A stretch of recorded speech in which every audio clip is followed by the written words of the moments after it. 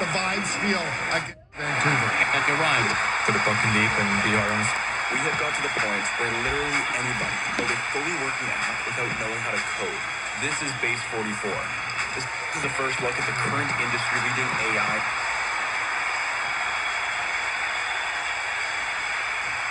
Here's the bite. Essler. Game 7 up. Second American-born player ever to a champion in Canada since Montreal. See the home Luongo. Ladies and gentlemen, your Vancouver Canucks.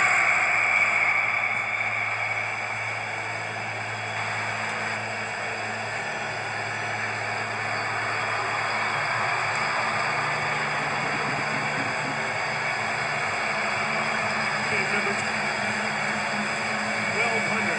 They are waving towels, a tradition that came from 1982. That year they were swept by the Islanders. They lost to NHL champion the Rangers in 1994 in 7 games. That was then. This is tonight. Then. This is tonight. To the ice. Pierre Maguire with Ryan Kessler. Thanks very much, Doc. For Game 7, how much off? Pressure on ourselves to help it. Like they've got it. Team in Vancouver they're playing against, they want to be physical. How do you counterattack against their physical play? We're not going to worry about that. We're going to play our game. We're going to get these fans into it.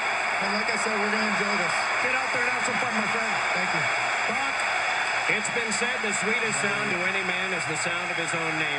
In hockey, it's having that name etched on the Stanley Cup. None of the Canucks, only 2 of the Bruins. The night begins with patriotic anthems. Here's PA announcer John of the Bruins. The night begins with patriotic anthems. Here's none of PA announcer John Ashbridge. Anthems. Here's PA announcer John Ashbridge.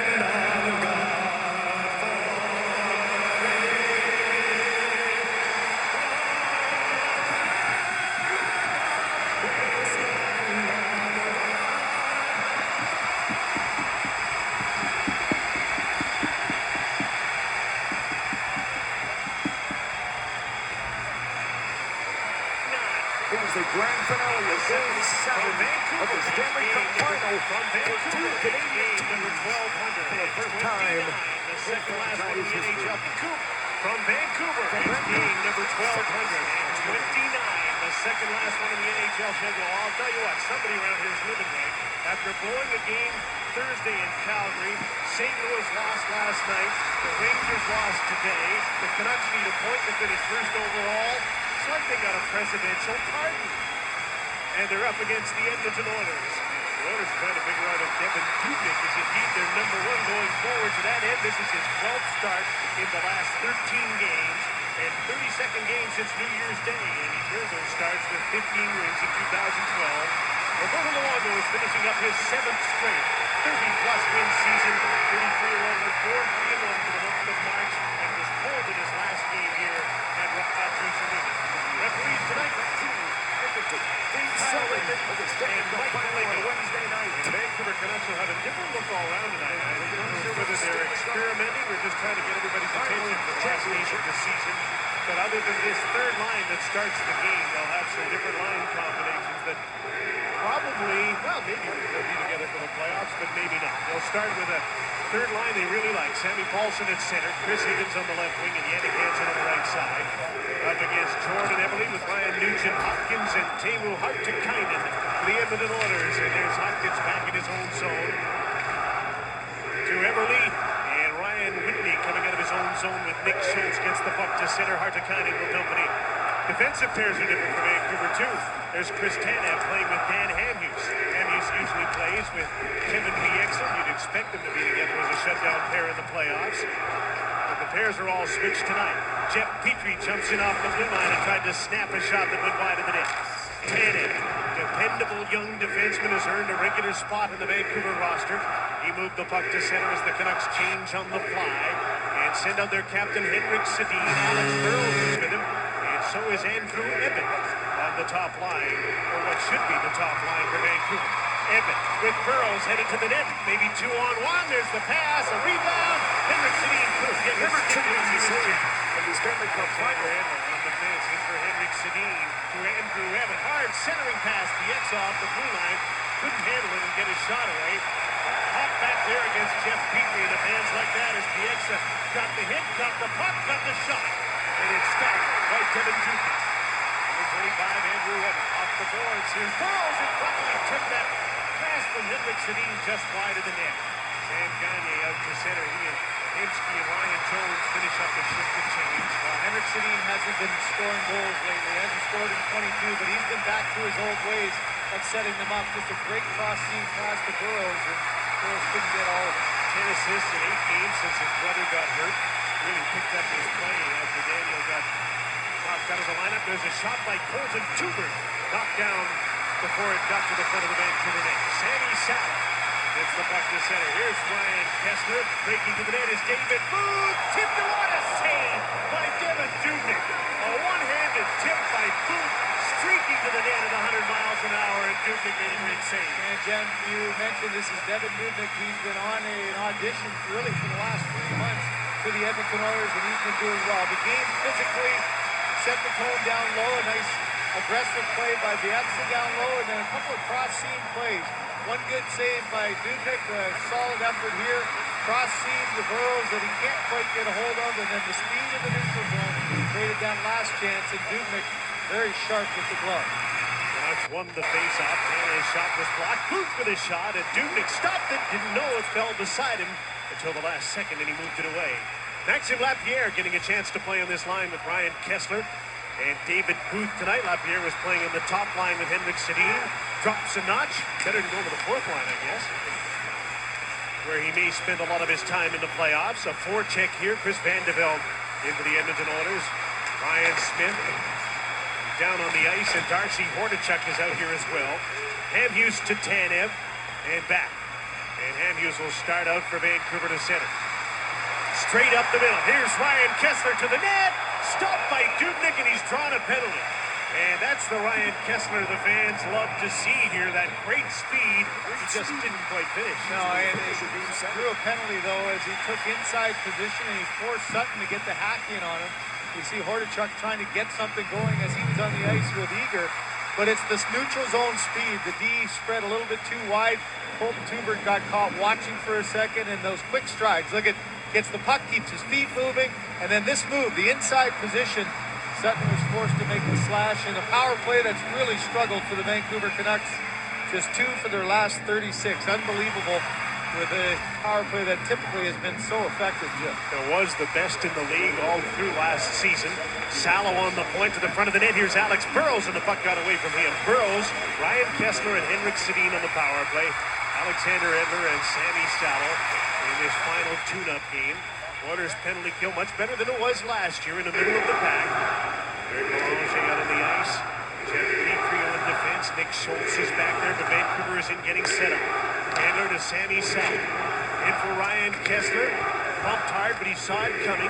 Petrie came at him, then threw the puck away, and Edler couldn't stop it at the blue line. The Oilers get a chance to change their penalty kills. That's a big play for a player like Petrie. He's playing significant minutes for Edmonton too. He made a nice aggressive play, took the body on Kessler, and got a little bit of a break with that one getting out.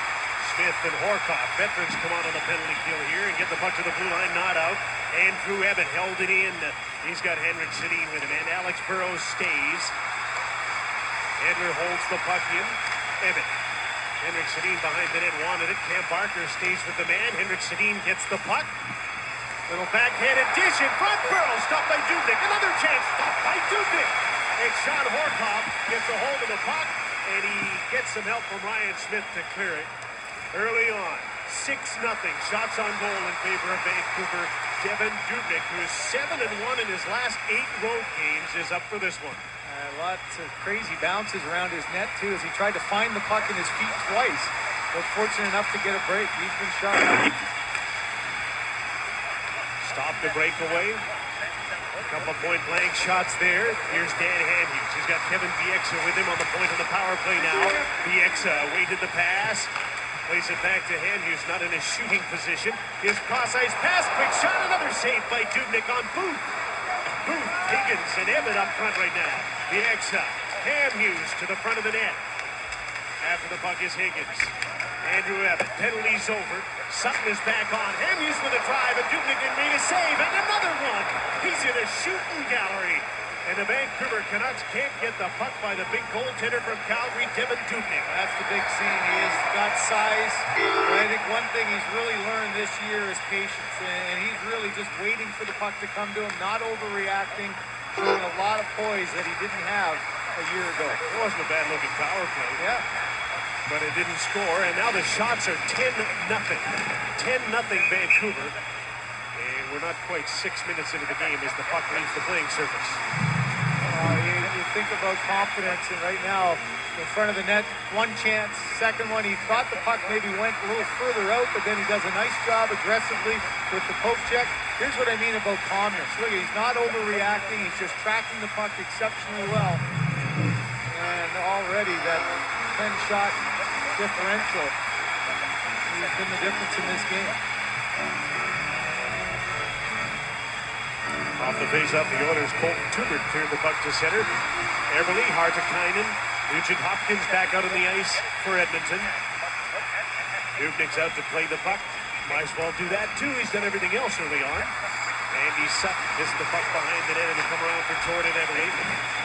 Back against the play. And he plays the puck to Sutton, who gets a chance to break out. Flips it to center. Manny Malhotra knocked it down in a kick. As the Canucks make a change here.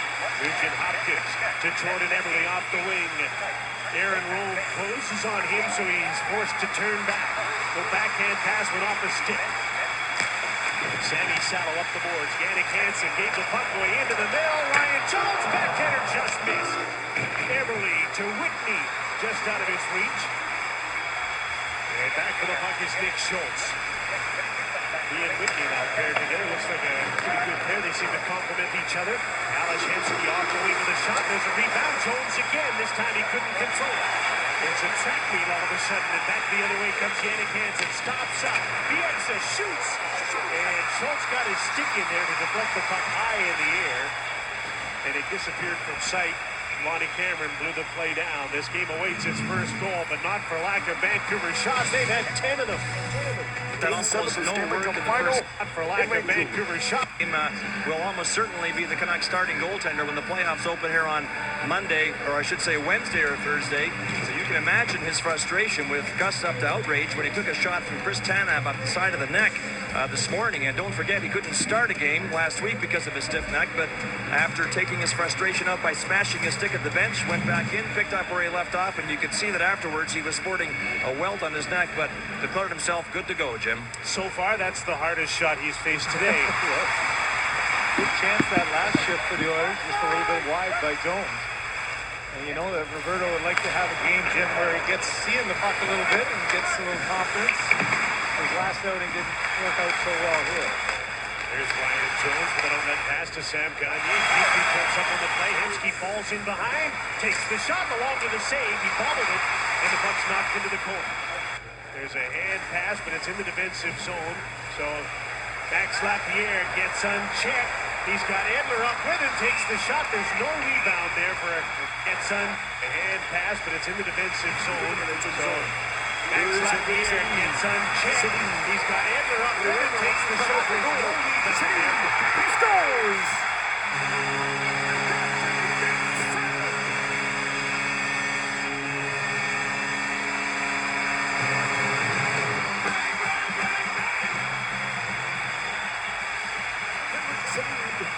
This is into the final, and Game 7 for the captain.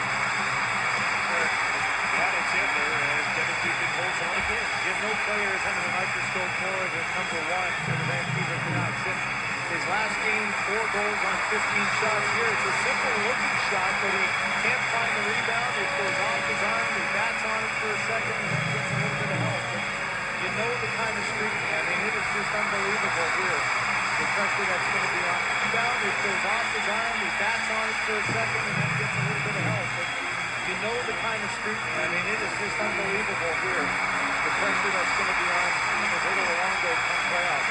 He's got 30 wins, but his backups got 20. That should be good for the should be. I'll tell you, if I'm not letting you know, we're going to have him on after hours after. That's a tough one. They're always getting second guessed by the fan base. You have an option that's out there that's been a pretty darn good one. As Corey Schneider's played some great hockey the last half of the season.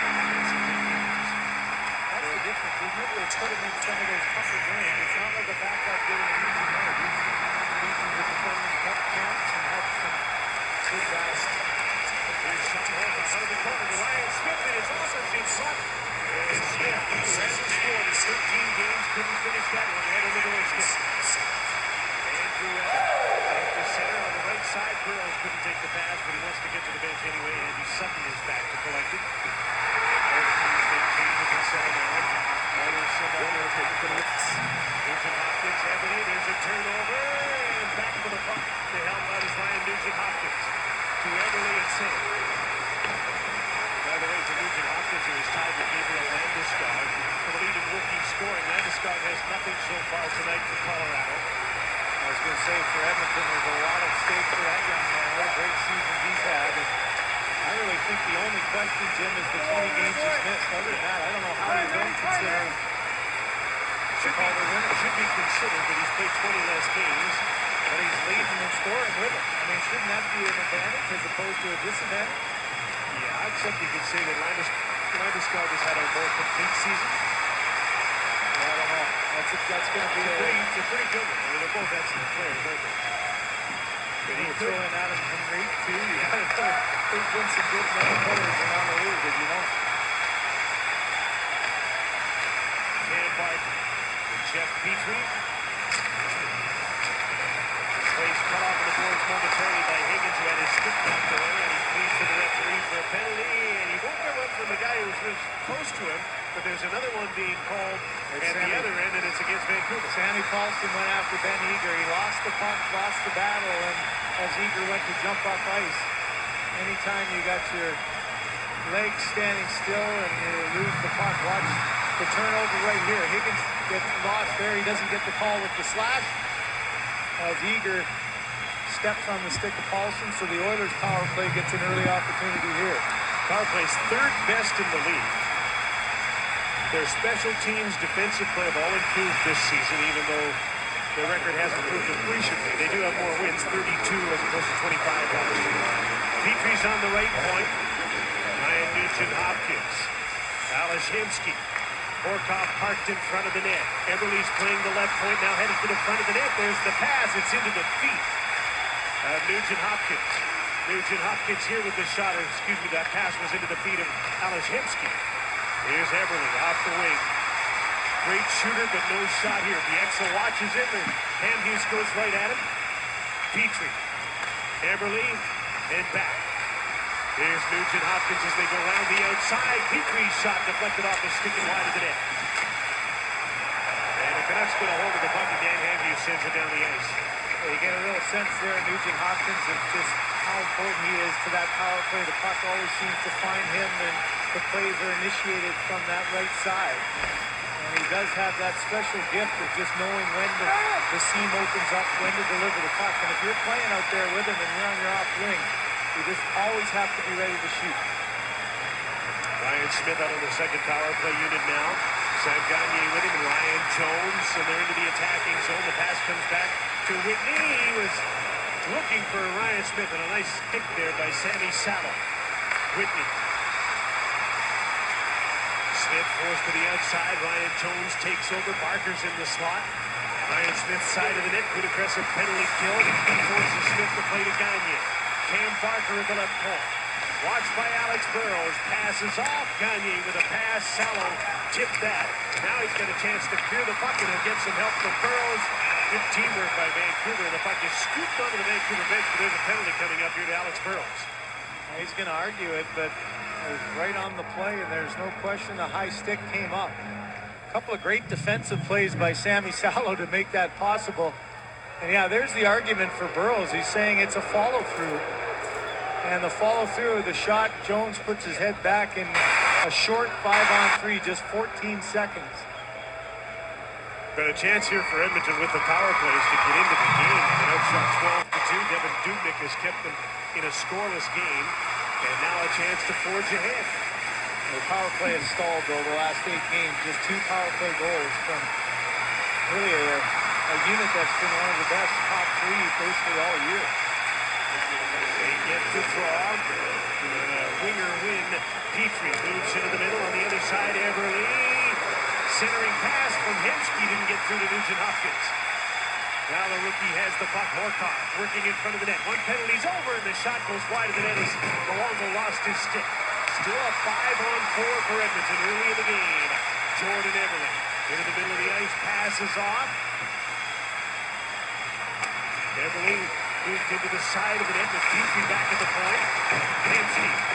Ever trying to break this one up. And another Vancouver penalty coming up. Oh, it's going to be Everly. Vancouver had the puck. And they blew it down, but it's Everly who's going off. It's going to be 4-on-4. Here's the frustration. Everly thought that there should have been a penalty against Edler, and maybe there is going to be both. No, Edler was starting to go to the bench, too. Edler got Everly from behind and nailed him into the board. And on the recurring play, watch this effort here. He's trying to protect the puck. Gets nailed there. Didn't like it. Turns around and just whacks the stick. We saw earlier Higgins didn't get the call when his stick got knocked out. That time Edler lost his easily. The exit blocked that one shot, Jim, from the point right in the hand. And after a couple of games off for maintenance, try to get his body right. That's something you don't need going into the playoffs with that hand. That's won the draw. Chris Tanev hustled just to keep this play on side. And so it's 4-on-4 here for over a minute. Henrik Sadeen with Andrew Ebbett, who just got knocked down by Nick Schultz at the side of the net. Now Schultz has the puck. Horcoff put him up the middle. Ebbett took the puck away, and Vancouver starts out. Tanev to Henrik Sadeen. Stalled outside the blue line. Now Henry's up to join him. Henrik hangs on. Centering. What a pass. Henry's in front. Ebbett can't finish it. What patience by Henrik Sadeen. Ebbett. Tanev was all alone in front of the net. He couldn't get the puck out front. It was blocked. I'd say Henrik's game's back, don't you think, Jim? For the last while, he's been handling the puck with that confidence and calmness we've been used to seeing.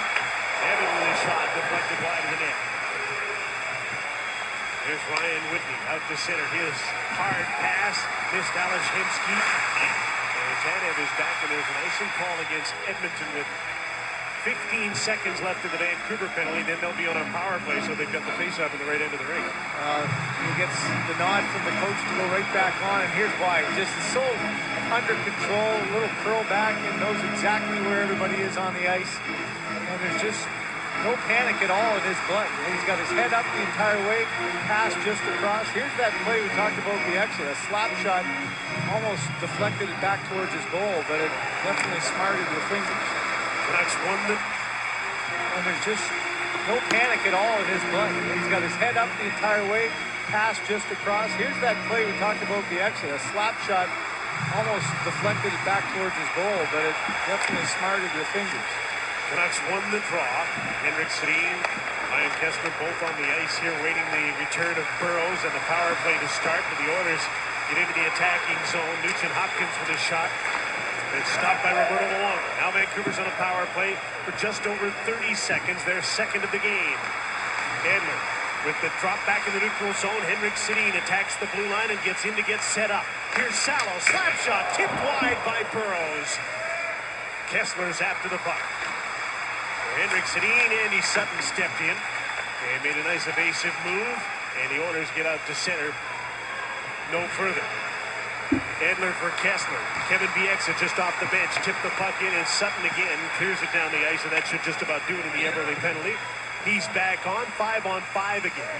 Still no score in the game, and the shot's 12-3 Vancouver. Yeah, it's really calmed down for Devin Dubnyk now, hasn't it? I mean, he made the big saves early on to keep his team in the game, and then now hasn't had to be that active in the last 5-6 minutes. Here comes Sammy Paulson, straight up the middle, shoots!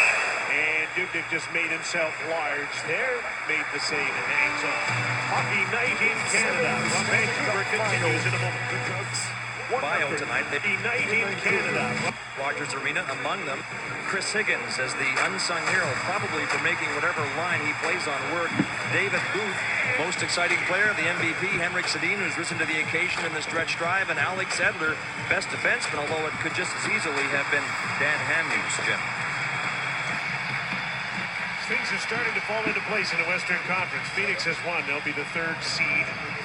And St. Louis has won, so temporarily at least, technically right now, St. Louis is first in the West, having won tonight in Dallas. Vancouver needs a point to win the West, to win the President's Trophy. What an accomplishment. Vancouver needs a point to win the West, to win the President's Trophy. What an accomplishment for Phoenix in that regard, too, is Mike Smith, you could thank a goaltender for that one. He's been a real big part of that turnaround.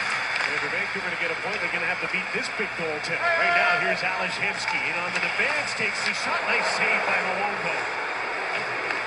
Paulson out to center, Yannick Hansen has Higgins with him as he gains the blue line. The pass just missed Edler, who jumped up on the play. He's taken to the boards by Jeff Petrie.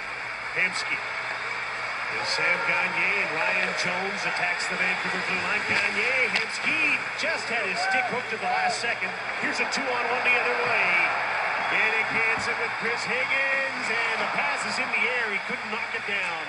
Higgins, though, plays the puck to the blue line, and Salo has to retreat. There's a good example of Higgins, that type of play in both ends of the ice. Makes a great defensive effort there, and then gets up ice in the odd man rush and has a good scoring chance. It's not just a coincidence that every line he's played on has been the Canucks' best line this season. I think the difficulty for Alain Vigneault, too, there's a really seduce you to put him on the Kessler line, but with that Paulson line, he had some offense where they otherwise wouldn't have. Don't you find he's maybe a little bit better fit there? But if Raymond and Booth don't get going, that's the problem on that second line. There's no scoring. Kessler and Booth have been at their best when Higgins has been their lineman. There's a hard pass, Tanev to Hamhuis, his shot, a rebound! Still banging away at the puck. They can't bury it. Dale Weiss had a wonderful chance, and Devin Dubnyk down again. Has now faced 14 Vancouver shots in the first period of the game in scoreless on Hockey Night in Canada. Now faced 14 Vancouver shots in the first period of the game in scoreless on Hockey Night in Canada. 14 defensively, but you need him on offense too. Yeah, you need his scoring, but you can't put him in a position like on a checking line where he's reliable to come back, makes a good play, and if that puck had been able to settle down for Hansen, he might have had a chance. And then on the doorstep, Devin Dubnyk again, very solid as Kessler's in on the rebound, as was Dale Weiss. And Dubnyk's been solid with 15 saves so far. Kessler and Horkoff with a face-off. Vancouver's an excellent face-off team. Horkoff, who has had a great season in the circle, is still a good veteran centerman. You think as a youngster, too, Nugent Hopkins just 48%. That's one of the toughest things I can tell you as a young centerman, just learning your way around the face-off dot in your rookie year is so difficult. Here's Horcoff passes off. Petrie's shot. That's stopped by Roberto Luongo. Starting to get a little busier as this period's worn on. David Booth with Kessler and Lapierre can't get out of their own zone. Belanger held the puck in. Ryan Smith to the net. And Luongo steered that aside. And in front of the net, Horcoff goes down. Did he get Sammy Salo's stick in the face, or did the puck hit him off Luongo? I didn't think the puck did, but Luongo played it perfectly. It was a slap pass across by Ryan Smith trying to hit Horcoff. And Luongo, as expected, just deflected it up. So maybe that puck did hit, but you could see Horcoff checking his teeth. Here's the play out of the corner. Oh, no, it was a stick. That's a high sticking penalty that I'm surprised. All four linesmen can have a talk here if he's bleeding. But right in front of the official, the stick of Salo came up. I don't see anybody in the box, Jim. So the Canucks got away with one there. Sammy looking very innocent. Doesn't want to look anybody in the eye. No, just get back to the bench.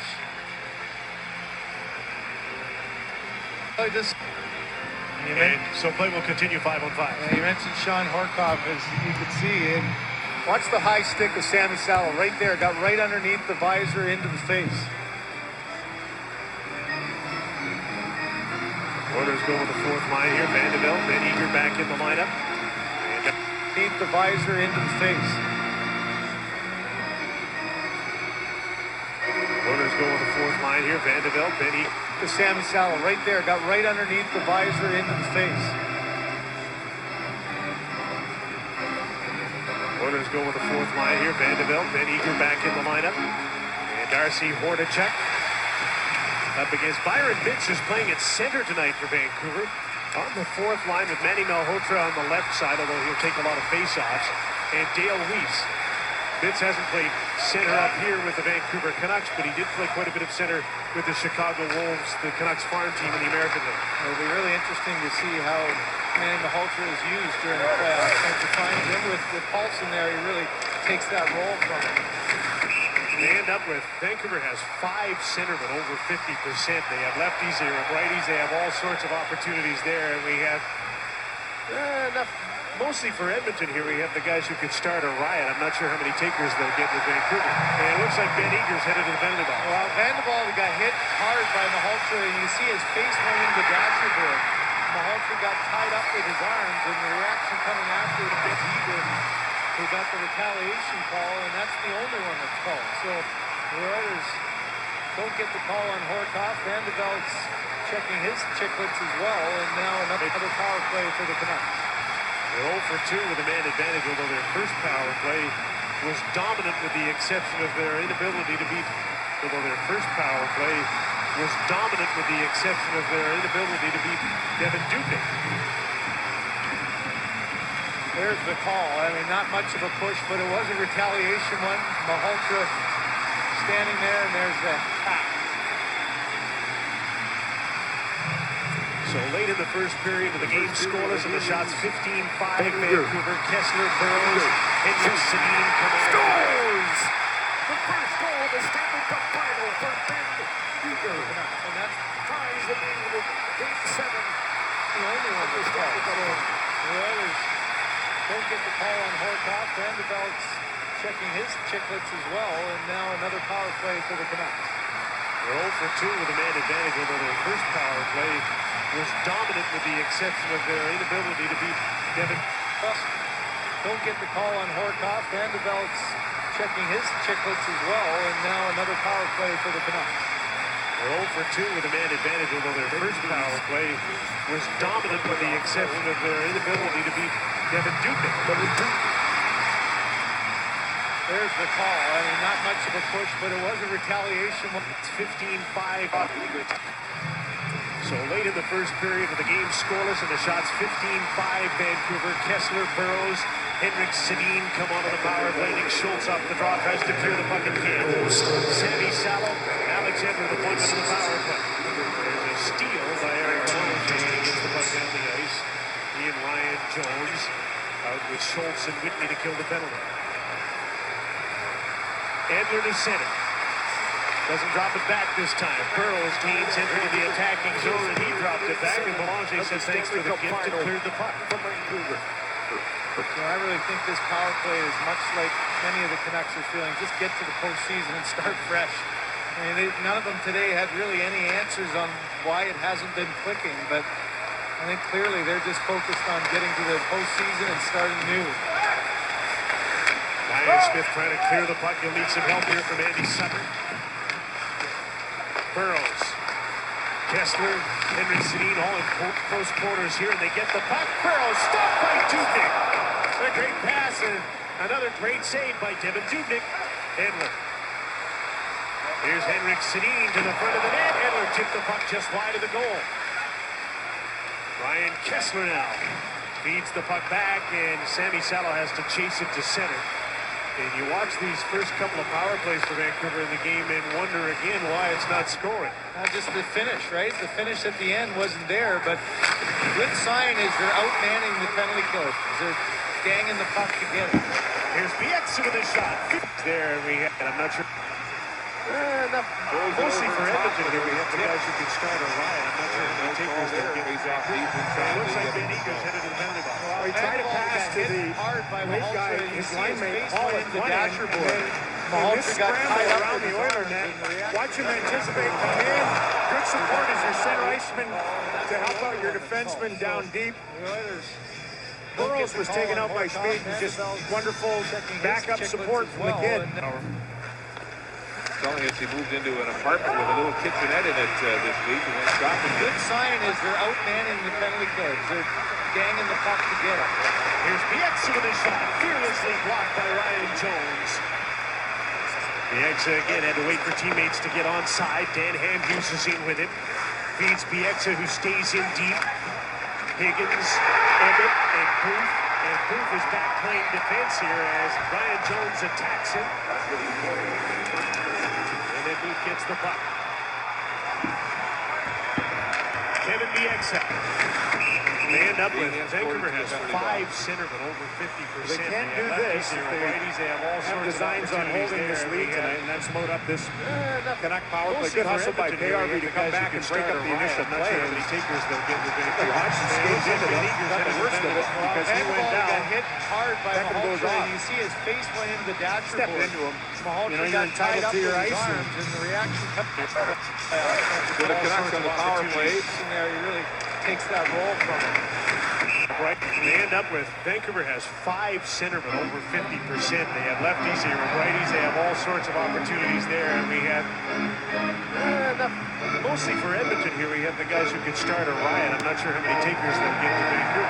It looks like Ben Eagers headed to the penalty box. Well, Vanderbilt got hit hard by Mahaltra. You see his face went into the dashboard. Mahaltra got tied up with his arms, and the reaction coming after was Eager, who got the retaliation call, and that's the only one that's called. So the Oilers don't get the call on Horkoff. Vanderbilt. They're 0 for 2 with a man advantage, although their first power play was dominant with the exception of their inability to beat Devin Dubnyk. Power play was dominant with the exception of their inability to beat Devin Dubnyk. There's the call. I mean, not much of a push, but it was a retaliation one. Mahaltra. Wide of the goal. It's a breakaway then Tuesday. Last minute of the first period. Hamhuis out to center. 5-on-5 here in the last minute of the first period. The last minute of the first period. Bieksa flips the puck to center. Campfire knocks it down. Straight up the middle. Turnover at the blue line as Everly's knocked down. Here comes Sammy Paulson with Lapierre and Booth to the net. Tip right on. And another fine save by Dubnyk. This time on a 2-foot tip by Sammy Paulson. Tomorrow night at 8, Russell Peters stars in the movie Breakaway. Then Tuesday night at 9, he's back with Russell Peters' Best Night Ever. Only on CBC coming up. Been a good sign for the Canucks as well, as they've been getting some good chances off the rush. That speed through the neutral zone, backing the Oilers D off, and Dubnyk again just tracking the puck exceptionally well, not overplaying it, and up to 17 saves now in the period. Those 8 games where he's got Off and getting up.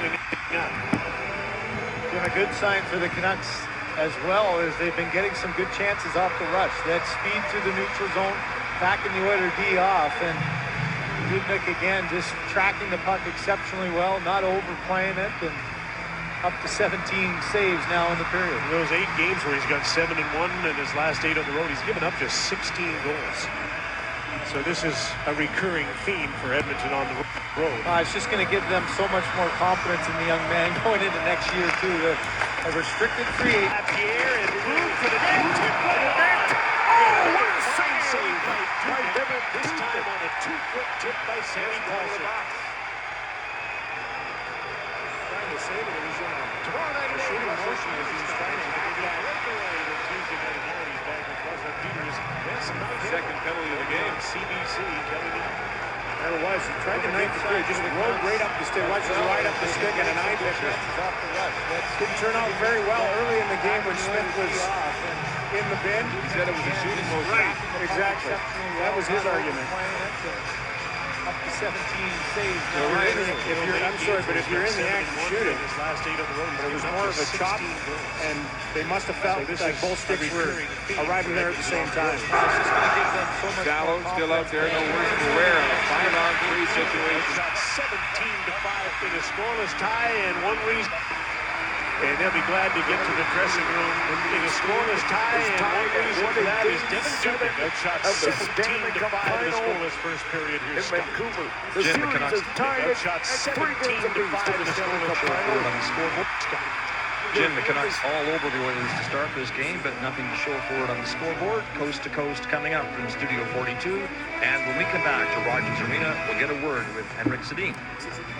Arena with the Canucks and Oilers still scoreless. The Canucks focused on getting a point and the playoffs, which will likely begin here on Wednesday night. And it's possible, probably likely, the Canucks will not have Daniel Sadeen to start. Questions about his recovery from the concussion he suffered on the elbow from Duncan Keith are met with almost no response. Mike Gillis did say a few weeks ago he expected Sadeen to be ready for the postseason, but that appears unlikely now. The postseason is 4 days away, and Sadeen has not yet even skated. Reports that he has skated on his own, we are given to understand, are untrue. So it would seem unlikely that he'll be available for Game 1 here at Rogers Arena. Jim? And good luck finding out anything about that. Alain Vigneault set the modern-day National Hockey League record during the playoffs last year by going 65 straight press conferences without saying a thing. And he has a chance to break that record this year because he's already brought the cone of silence down. No information given at all, and especially on Daniel. There's Chris Tanev as the second period begins, and he puts one off the pipe. And the puck left the park. A little bit of discussion between Aaron Whitney and Kevin Dubnyk about whose responsibility that was. A little seeing miscommunication there as Dubnyk turns it away, and then all of a sudden Dubnyk didn't pick it up very quickly. Maybe a little bit of deflection off the defender, and that fooled him. But he reached for it, but got help from his goalpost. Henrik Sadeen, Alex Burrows, Andrew Ebbett. Rise this line for the Vancouver Canucks. Henrik Sadeen Got help from his goalpost. Henrik Sadeen. Second period begins, and he puts one off the pipe. And the puck left the park. A little bit of discussion between Aaron Whitney and Kevin Dubnyk about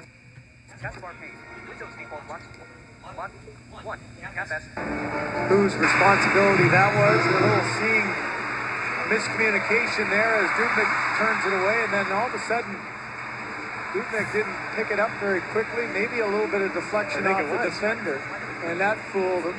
The attacking zone the way they did in the first period. Jones couldn't clear the puck. Burrows with a centering attempt. Canucks right back to playing in the attacking zone the way they did in the first period. Jones couldn't clear the puck. The exit kept it in with another shot on goal. Nick Schultz took a hit, but he made the play to Ryan Whitney. The Oilers quickly get out to center. Jones trying to feed Gagne. Intercepted by Kevin Bieksa. Bieksa up the boards, and Vancouver's out of its own zone in a hurry. Burrows with some speed. Just onside, the trailer is Edler, and he shoots, and that's blocked by Hensky, and he's down and hurt. But he made the block, and the Oilers come back with the puck. Gagne straight up the middle, snaps a shot off the stick out of play. Alex Hensky was the most dangerous of the Edmonton Oilers in the first period. He had 3 of their 5 shots on goal, and he had a number of good rushes. Here he comes back in a defensive spot and just gets in the way. And that, instead of staying square, he turned to the side, and that's why he got it right in the ankle. He didn't really want to get that one in the top of the foot. But a nice play by Edward jumping up. That created the play, making that a 4-on-3, which created that chance. He's been doing a lot of that early in this game tonight. And he shoots, and that's blocked by Hemsky, and he's down and hurt. His argument. But he made the block, and the Oilers come back with the puck. If you're in the shot off the shooting, stick out of play. but it was more of a try shot on goal. It must have felt like both sticks were right in there at the same time. Shallow still out there, no worse for wear on a 5-on. Instead of staying You're right. I'm sorry, but if you're in the act of shooting, but it was more of a shot tonight. I really think that if you look again, going into the playoffs, the defensive push from the back end makes such a difference. And they've been one of the best. They've been just below Ottawa in that department all year. Even without Christian Ehrhoff, in fact, they're just about even with their stats from last year. The Oilers get into the attacking zone. Belanger ran into Ryan Smith. Horkoff on this veteran line. The Oilers are really dependent on their kids. Without Hall and Nugent Hopkins and Eberle, they'd be in real big trouble. That's the good and the bad, isn't it? The young guys have been the real contributors. Well, they are in real big trouble. I shouldn't say that, but they'd be even worse off because the veterans haven't done as much as they had hoped. Well, and that's going to be the challenge going forward is that next balance of who do you bring in to add to the good nucleus of young players that clearly, Jim, they've shown that they belong not only in the NHL, but they're at a pretty darn high level. With Eberle almost a point per game as well. It's a great year by Nugent Hopkins. There's too many men on the ice, I think, there. If not just an icing. Or, I mean, an offside. An offside. I don't see They anybody got away signaling with a penalty. Are they going to get away with that? They or are. are they? They are, I Yeah. think. I mean, that's a play that was put offside. That was gridlock. It was, wasn't it? You've already got a few too many out, and now bodies. Look at 1, 2. You got 4, 5, 6 guys changing. And the offside was the call. I think the focus was just on the play at the blue line and not the fact that there's too many blue sweaters out there. That's the second break that Vancouver's had in the penalty department. Tanev with a weak shot that went wide of the net. Manny Malhotra, Dale Weiss trying to get to his forehand, couldn't do it. Byron Fitz on this forward line for Vancouver as well. Vancouver's fourth line out against the top line of the Oilers. Nugent Hopkins, Timo Hartikainen, Jordan Eberle. And Eberle pursues the puck. Tanev comes after him. Weiss back defensively. A centering pass alone in front. Eberle can't get the shot. Looked like he wanted to get to his forehand. There's a centering pass by Nugent Hopkins. Almost looked like he got stuck, didn't he? I mean, good play by Ham. He was closing down on him, but facing the wrong way, and he couldn't figure it out. How am I going to get this towards the net? What a play by Hartikainen out of the corner. Here's Hartikainen again. A good poke check by Roberto Luongo toward the net attack. A good shift here for Edmonton's top line. Now the Oilers out of their own zone. Made the change. Hemsky's back on. For Brian Jones. Pass for Sam Gagner. He'll have to chase after Alex Edler. There's a night with Kevin Bieksa. Edler reversed the play. There's a hard rink wide pass out of the reach of Jannik Hansen. Dubnik plays the puck to the corner. Jeff Petrie. Brian Jones and back the other way. Hemsky will try and get this puck out. Edler won't let it. Got there first. Sammy Paulson. Chris Higgins. Jannik Hansen battling for the puck. Hemsky trying to get it out. Cam Parker has to turn back in his own zone. Petrie has really had a breakthrough season, been a bit of a revelation for the Oilers, and as much as people talk about how much help they need on defense, they've found some pretty good players, including Jeff Petrie. Matty Smith, Speeds had a pretty good season. Well, they have Whitney healthy. With the injuries that they had, for such a long stretch of this season, Petrie ended up getting a lot more ice time than he maybe would have originally. Here's Gagner to his forehand, stopped by Luongo. Out comes henric Sadeen, 2-on-2. Andrew Evans cuts into the middle, trying to get away from Sutton, couldn't do it. The great reach of Sutton knocked the puck back through center. That was the first big save for Roberto Luongo. It's a tough game where all of a sudden you're 25 minutes into the game, you've hardly seen the puck. That was a good shoulder save on Gagner. He made a nice move to get there. Shots are 18-6 favoring Vancouver. There's Colton Tugart behind the net, playing his first game in close to his hometown. He grew up in White Rock. graduate of the Semi-Amu Ravens Minor Hockey Association. There's a shot by Lapierre, and he's stopped by Devin Dupnik, who hangs on as the Canucks direct their 19th towards the Edmonton goal. And for Luongo, we saw earlier a good poke check on the play at the net. This time, the exit goes for the hit, a little spin off by Gagne, and then he protects the puck exceptionally well. Luongo was already down. Gagne tried to go up and over, but there wasn't a whole lot of room with that big body as Sam Gagne looks up and watches that. Already down, Gagne tried to go up and over, but there wasn't a whole lot of room with that big body as Sam Gagne looks up and watches that. Kessler set to face off. Tried to go up and over, but there wasn't a whole lot of room with that big body as Sam Gagne looks up and watches that. Kessler set to face off against Chris Van de Velde, and he wins the draw. The Oilers had the advantage in the first period. One more face-offs, but that's about all they won. Actually, Horachek closed that one off. He knows all those plays from being here. He read that one perfectly and shut down Salah. Here's David Booth up against Van de Velde. Just Salah at the blue line, snaps a shot, an easy save for Devin Dupnik. Now, Jim, if you look at the Vancouver Canucks and dissect what's going to happen come playoff time, we've mentioned this is the line. I mean, this is a line that you have to find a way to score some goals. And David Booth, who's been hot and cold since coming to the Vancouver Canucks from the Florida Panthers, 10 games without a goal. Surprisingly, Kessler, as I mentioned, from 41 goals and 73 points last year to just 22 goals at this stage. And you think come playoff time, this Canuck team, especially, Jim, if Daniel Sadeen happens to have to miss some of the early play, they become even more important. They seem pretty set on their third and fourth lines now, probably deeper than they were last year into the playoffs, and their fourth line is out on the ice now. And a little bit of depth on the defense, too. I mean, Grignani's not playing tonight, but you know you've got Roman Alberts who can play that 6, 7, 8 goal, and Grignani's an offensive guy. Maybe takes a few too many chances than what they would like, but if a skilled defenseman goes down, he can come in and play that role. He's now up to 80 games, so he's no longer going to be an unrestricted free agent. It'll be interesting to see if he does get back in the lineup. But they have 9 healthy defensemen now, and Keith Ballard said to go in the playoffs if they need him to. And as you know, I mean, from going down to the Stanley Cup final, Game 7, you're going to need all 9 and then some. I mean, the injuries are just bound to happen, and the attrition that is the Stanley Cup playoffs ends up taking its toll. Boy, Edler looks good tonight. He just started that play out of his own zone. Byron Pitts snapped the shot wide of the net. Tail Reese tracks it down. Here's Manny Malhotra to his backhand. Couldn't get a good shot away. And he's shot. Reverses in the corner, and after the puck, Nugent Hopkins. Teemu Hartikainen.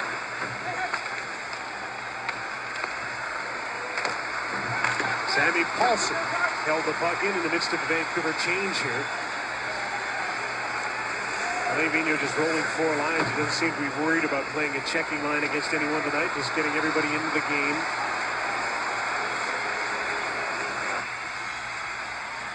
Would be the matchup if this was a playoff series. Paulson's checking line against Nugent Hopkins' top line. Jordan Eberle dumps the puck, and that's the end of the shift for the young Oilers. And that's something that Nugent Hopkins, I think, has handled very well with all the questions about his size and frailty coming into the National Hockey League. He's handled those matchups as the years gone along quite effectively. Yannick Hansen with a shot off the wing, steered aside by Devin Dupnik. Breakout pass for Hemsky, got by him, and there's a race for the puck. Hughes is back in an icing call against Edmonton. They won't be able to change. Coming up on Monday night, don't miss Alberta Ballet's groundbreaking show inspired by and featuring the music of Sir Elton John. That's Monday night at 9 on CBC. Playoffs, the second season of the NHL, start Wednesday. Boy, just walking around town today. The second season of the NHL, start Wednesday. The Stanley Cup final. Boy, just walking around town today in the sunshine. Start Wednesday. The 2012-13. Boy, just walking around town today in the sunshine. Did it not feel like everyone's getting ready for playoffs starting Wednesday or Thursday? It's like, here we go again. They're back in an icing call against Edmonton. They won't be able to change. Rebound. it was like one of those nightmare goals that's going in slow motion. And just like Nugent Hopkins earlier in the period, saved one in the crease. This time it's the timing of henric Sadeen to come in and chop this one just over the line. And I mean barely. They're going to have a look at this. Any part of that puck still on the line. Quite a fight for Big Dubnyk with Burrow. And saved one in the crease. This time it's the timing of henric Sadeen to come in and chop this one just over the line. And I mean barely. They're going to have a look at and chop motion. Crease. This time it's the timing of henric Sadeen to come in and chop this one just over the line. And I mean barely. They're going to have a look at this. Any part of that puck still on the line. Hopkins earlier in the period saved one in the crease. This time it's the timing of henric Sadeen to come in and chop this one just over the line. Got by him, and there's a race. I think for this time of utilizing every move the Canucks make, you can tell it's playoff time. Yeah.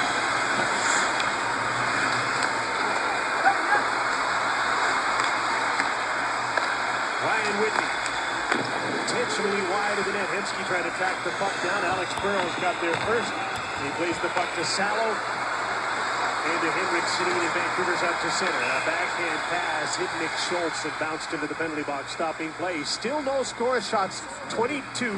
Schultz and bounced into the penalty box. Stopping play. Still no score. Tied at 1. It's 22. Game 7 of the Stanley Cup Final from Vancouver, BC.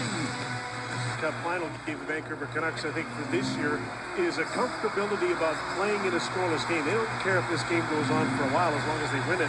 And I think they've all bought into that. I think at the expense of some of their offensive numbers, you look at the top scorers from last year compared to this year, it's down considerably. But I think as a Yeah, the Oilers being outshot 24-6 by the Canucks, but Edmonton is a shot away from taking the lead in this game. The mantra of Steve Tambellini and the Oilers for much of the season was they were not interested in having a chance at the #1 pick in the draft lottery. They have no exactly where they are. Montreal beating Toronto earlier consigned the Oilers to 29th. They have no chance at 28th, and 29th gives them an additional 4% chance of winning the #1 selection. So there's good and bad news in having the second worst record in the league. But Jim, discussing whether it's best to finish 28th or 29th was not what the Oilers had in mind this season. No, but then you have to say Scores!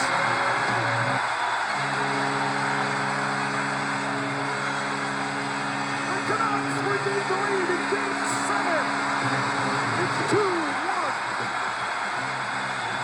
Montreal beating Toronto earlier consigned the Oilers to 29th. They have no chance at 28th, and 29th gives them an additional 4% chance of winning the #1 selection. So there's good and bad. Montreal beating Toronto earlier consigned the Oilers to 29th. They have no chance at 28th, and 29th gives them an additional 4% chance of winning the #1 selection. So there's good and bad news in having the second worst record in the league. Beginning tonight, that's exactly where they are. Montreal beating Toronto earlier consigned the Oilers to 29th. They have no chance at 28th, and 29th gives them an additional 4% chance of winning the #1 selection. So there's good and bad news in having the second worst record in the league. But Jim, discussing whether it's best to finish 28th or 29th.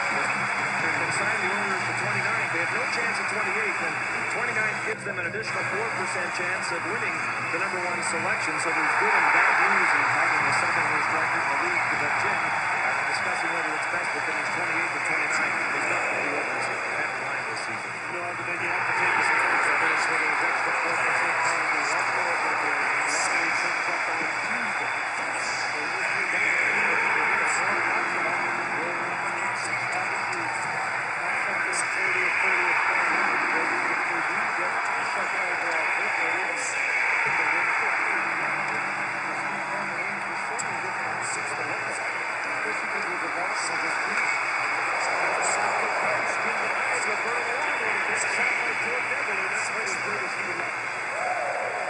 there's that one shot Scott was talking about. Just about a 1-0 lead for the Oilers. Good with the goal. David Cooley into the slot. Ryan Kessler can't control the puck with his skates. Hardenkainen heads it to center. Here's Taylor backing up with Dan Andrews. Matching left wing with Kessler and Cook. Taylor jumps up and he gets the puck from Cook. Centering pass is tipped by Nugent Hopkins into the corner. Pierre turns and fired off the stick. Hardenkainen, it's Jordan Eberle. Falls in behind Nugent Hopkins and dumps the puck into the Oilers' change on the clock. Sammy Saddle out of his own zone. Trying to beat Alex Burrows. All he can do is tip the puck in. Petrie's back. Andrew Evans right on it. Henrik Sadeen in against Horcoff. Out of the reach of Evans. Petrie to the blue line. Ballonge tipped the puck out to center. Ryan Smith. Horcoff straight up the middle. Gets control.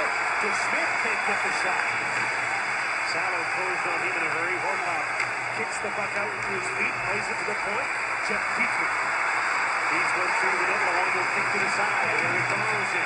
Ryan Smith trying to work out front. Ran into the net and rocked it, but didn't knock it off. Van Barker with a shot that went off the skate and just wide. Now the Oilers are starting to get some chances. Horcoff to the front of the net. Rejected.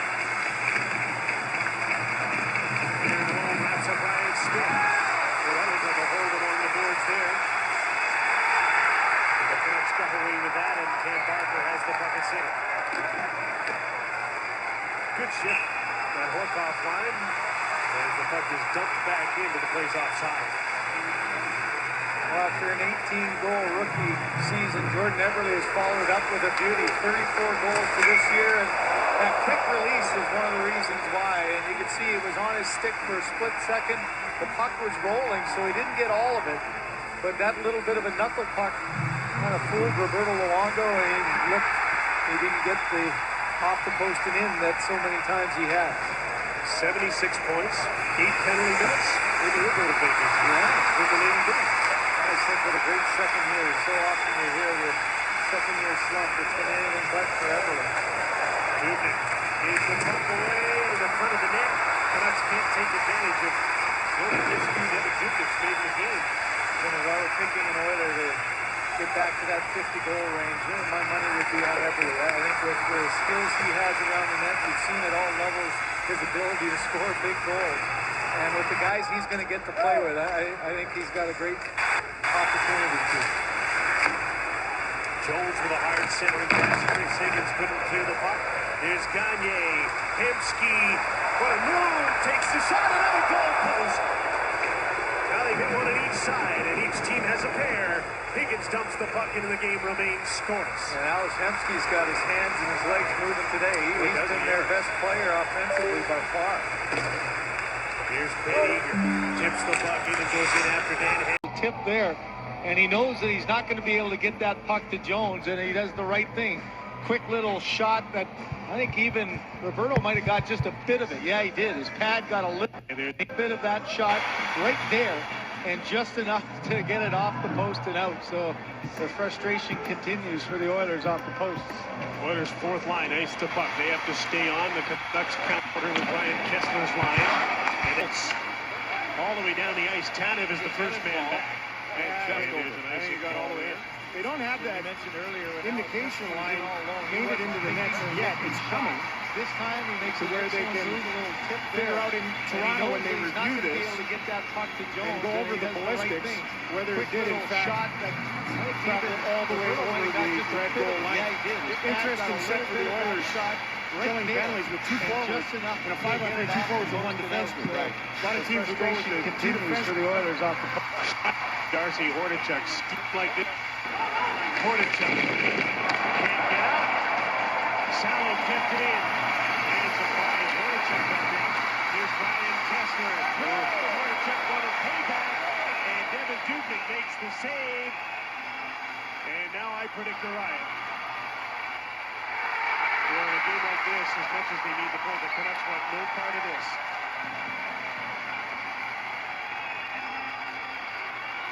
This is Darcy Hordichuk steamed after getting steamrolled. He got hit hard by Lapierre, didn't like it, and got up and almost took Kessler out. Nobody's got too much spirit for this, save Darcy on Hockey Night in Canada. And the conversation continued. Boy, there's a lot of talking going on down there. Here's why. Hordichuk playing the puck. Lapierre just levels him down. Now Darcy takes a look at who it was. He knows exactly. Thinking of finding his spot, and ends up being Kessler that almost gets it. And once the whistle goes, you knew that they were going to come in. Here's the extra penalty right there. The right chop by Ben Eager that he got the punch in, and the talking has just continued on from the ice into the box, and it's, I'm sure, pretty comical down there. Well, the Vancouver Canucks will be on the power play for the 4th time in the game. They are 0 for 3. They've had some wonderful chances with a man advantage and haven't been able to finish against Devin Dubnyk. Aren't you getting a little worried now if you're Alain Vigneault? You just put the pedal down a bit. You've done a lot of good things in this game, but that extra point really is important now that St. Louis has that home ice. Kessler won the draw. Alexander Edler has the puck. Along the boards for Sammy Salo and back. Edler, the big screen in front. Here's Henrik Sedin. Alex Edler misfired on the pass. Salo burrows high in the slot. Henrik Sedin on the right wing boards, and a miscue at the blue line, and Ryan Smith takes off for the penalty killers and throws one in for a lob ball at Roberto Luongo. Extra penalty for roughing. They're roughing penalties all around, and the extra one goes to Eager. Actually, Darcy Hordichuk ended up getting 2. Henrik Sedin. Kevin Bieksa. Burrows in the slot. Kessler providing the screen in front. Alex Edler at the right point. Takes the shot. Dubnyk rejected. Rebound. Scores. Sedin. Kevin. Actually, Darcy Hordichuk ended up getting 2. Actually, Darcy Hordichuk ended up getting 2. Actually, Darcy Hordichuk ended up getting 2. Henrik Sedin. Kevin Bieksa. Burrows in the slot. Kessler providing the as he gets that puck, he knows exactly where Henrik's going to be. Henrik on the doorstep. Watch the little pass there by Burrows off the back. And speak for him, too. No, maybe they're just resetting the penalty clock here. Sedin from Burrows. Go back and look at Miller at 15:47. Watch the play by Burrows, though. I mean, he knows exactly where Henrik's going to be. But, Jim, amazingly, just 2 goals in 39 games before that one for Henrik Sedin. I mean, that's a 5-goal season pace. It's just unlike him. I think he's fully inspired today because there's a Swede leading the Masters. Okay. Well, right now, finally, after so many shots, 27-9 still, as Dubnyk's been rock solid. He made a good save there, but couldn't get that second rebound. That's a big goal for the Canucks.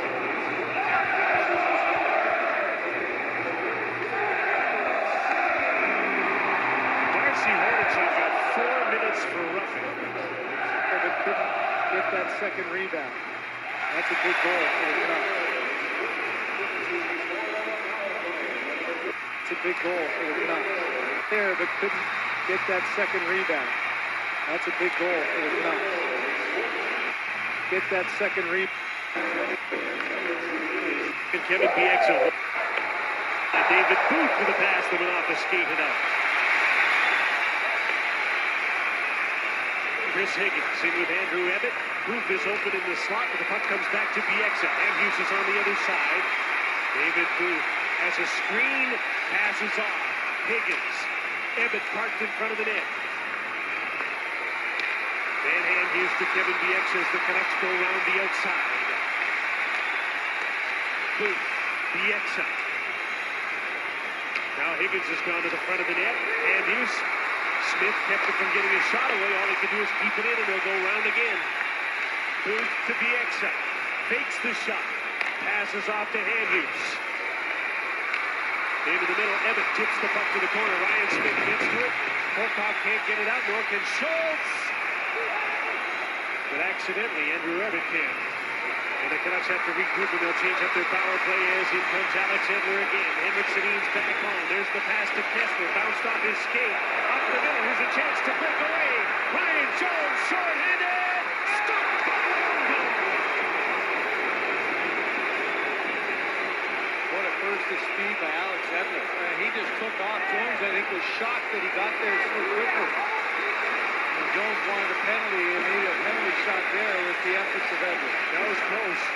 Well, we've seen it called for less, haven't we? Hordichuk's out of the penalty box. 5-on-5 again. He hits for the net. Belanger trying to hit the trailer. Brian Jones, and his shot was blocked. He waited too long. Burrows tipped it. Late stages, second period, 1-0 Vancouver on a goal by henric Sadeen. Burrows to center, out of the reach of Kessler. Alex Burrows again stole the puck from Sam Gagner, dumps it in. Vancouver needs a change here as Jeff Petrie gets back in the puck. Dan Parker. Petrie. Into the attacking zone, got by Paulson, turns and fires to the front of the net harmlessly. Gagner is there. Out of the reach of Hemsky. Quickly out of his own zone, Chris Tanev. Safely up the boards. By Pale Reeson on the ice. Petrie, straight up the middle of Sam Gagner. Gagner leads him, passes off to Hartikainen into the middle. Broken up by Dan Handus and sent back to center. Ryan Whitney's pass. Ryan Hemsky left to chase it. Handus is back ahead of him. From his knees, stays with it, and makes the play on the boards. And out comes Chris Tanev. Ryan Whitney forced back in the last minute of the second period. Vancouver needing a single point tonight to finish first in the West and first overall. Andrews. Give away. Vanderbilt. That's stop period. As Everly got a quick shot away, Tanev blocked at Higgins. Back the other way in the middle. Chris Vanderbilt takes the turnover and heads back. Good tight slip by the check of Higgins as he dumps the puck in. Over Everly's right out. The exit takes the net. Handus the puck. I don't know. It deflected over the glass out of play. Well, no greater motivation to get back than when you're the guy who makes the back play. And it's an errant pass that goes off to Kessler by Edler. But look at how quickly he's back in the seat. Brian Jones thinks he has time, and he can make that call. Is that the call right there to the hands? That's what Jones wanted, and then the play over top. And Jim, if you've been following the Oilers through, the one thing that they've been feeling is as the 29th place team playing a lot of key games against LA, who's fighting for a playoff spot, back-to-back. Vancouver, they just haven't been getting the calls against. They haven't had many power play opportunities. Down 40 opportunities from last year. Ryan Smith at the side of the net. Setting the Stanley Cup final. The final game of the 2012 second period turns to an end. Well, Vancouver Canucks have shot Edmonton 10-5, and now Scott just a period away from the President's Trophy, first place in the West, and the start of the playoffs. Well, Jim, Devin Dubnyk has had all the answers tonight, save for one, and that one goal may just do it for the Canucks. Scoreboard Saturday coming up, and Oiler defenseman Ryan Whitney will join us when we return to Rogers Arena. Canucks are 20 minutes away from the President's Trophy for the second consecutive year, and the Stanley Cup for the first time President's Trophy in for the second franchise consecutive year, and being time guaranteed. Canucks Always advantage throughout the playoffs. They have some work to do here. Big time down in San Jose. 1-0 Los Angeles late in the second period. Here's a chance to Jordan Everly, and his stick was checked at the last point. And the Canucks have to make sure they don't have an accident here. 33 games, Jim, they had gone into the third period with a lead and come out with at least a point. They were 31-0-2 before Thursday's game in Calgary, where they gave up that lead. Very eerily similar right now. They can't afford that to happen here. Although they do need only 1 point. Here's Roberto Luongo. Handles the skipping puck off the board to finish the thought. Los Angeles still ahead 1-0 late in the second period. The winner of that game gets the 7th seed. Loser is a little skip 1 point. There's Roberto Luongo. Handles the skipping puck off the board to finish the thought. Los Angeles still ahead 1-0 late in the second period. The winner of that game gets the 7th seed. Loser is a... Right here, a great chance out of the corner, and defensively, he comes back again, but Higgins, he just collapses back down to the slot, doesn't overplay it, just gets the stick in the way. And that's so important from a defensive checking that good active stick, which the Canucks do extremely well. This has been the Oilers' best line tonight. Alex Hemsky, Sam Gagner, Ryan Jones, and they're up against the Kessler line. David Booth, Alex Everett once again jumps up in the play, snaps a shot, Dubnyk.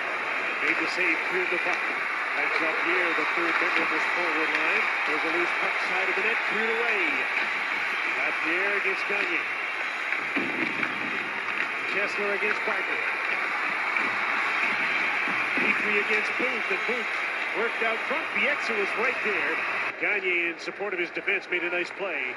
Here's Ryan Jones off the wing. His shot is blocked. Bieksa got back to clear it. Ryan Kessler to Alex Edler. He looks like he's getting himself playoff ready tonight. He's had a great game, don't you think? He really has. He's jumped up offensively, really skating well.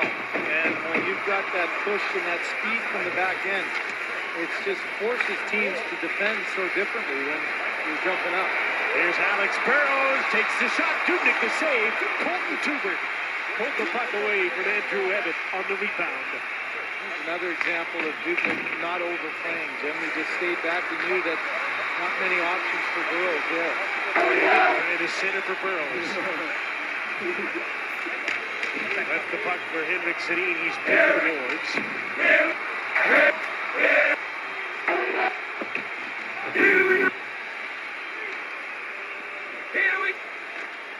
Finally, Ryan Smith gets the puck into the scrum.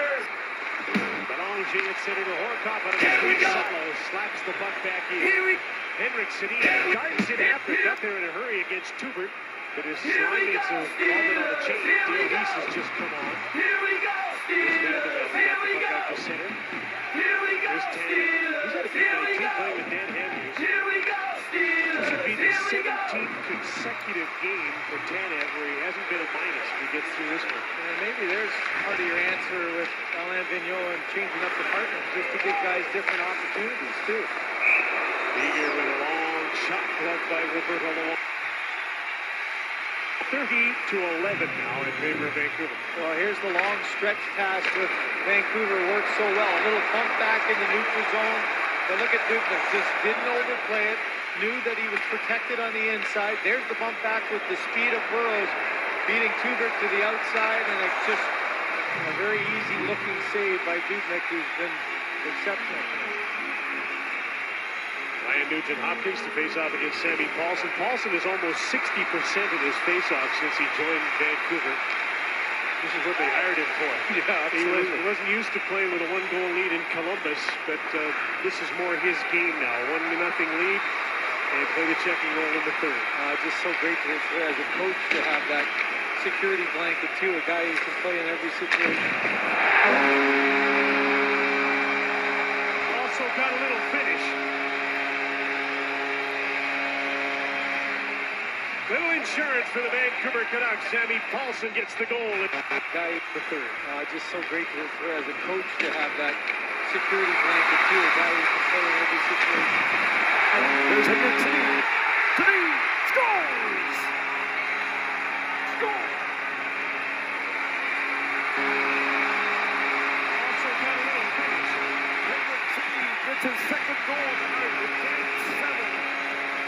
Makes it 3-1. Little insurance for the Vancouver. His first goal as the Vancouver Canucks, a slacker, that was a game winner. This one just kind of a nothing play, a little bit of a botched play by Dubnyk and Whitney. Whitney left it. Hansen with a good heads-up play to the stop.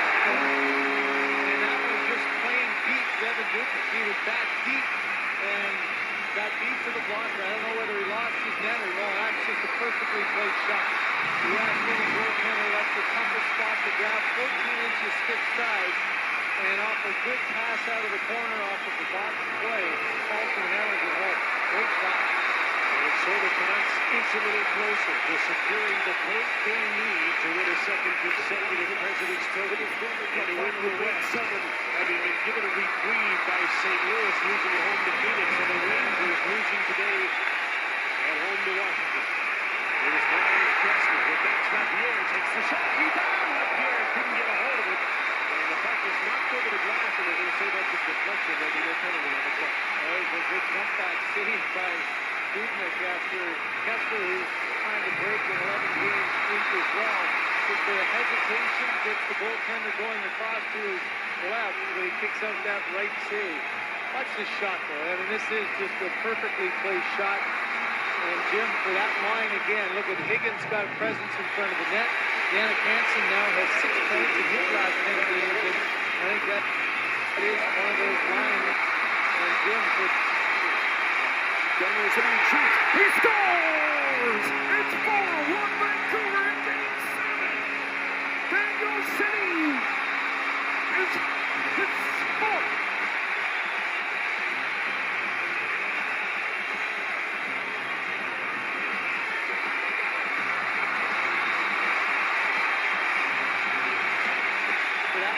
gets trying to break an 11-game streak as well. Just the hesitation gets the goaltender going across to his left, but he picks up that right too. That's the shot, and this is an 11-game streak as well. Just the hesitation gets the there's a good comeback saved by Dubnik after Kessler, who's trying to break an 11-game streak as well. Just the hesitation gets the goal trying to break the good comeback saved by Dubnik after Kessler, who's trying to break an 11-game streak as well. Just a rebound into Washington. Here's Ryan Kessler. Ryan's got the air, takes the shot. The shot goes up and he scores! And the Oilers are back to 2 goals, and it's 4-2. And the puck is knocked over the glass, and they're going to say that's a deflection. There'll be no penalty on the play. There's a good comeback. 3 goals in a span of 37 seconds. Saved by Dubnik after Kessler, who's trying to break an 11-game streak as well. Just the hesitation gets the goaltender going across to his left, but he picks up that right save. That's his shot there, and this is just a perfectly placed shot. And Jim, for that line again, look at Higgins got presence in front of the net. Jannik Hansen now has 6 points in his last 10 games, and I think that is one of those lines that Orlando really likes to play games. I think that is one of those lines that Orlando really likes their defensive prowess, but if you can have some offense, that's a great combination.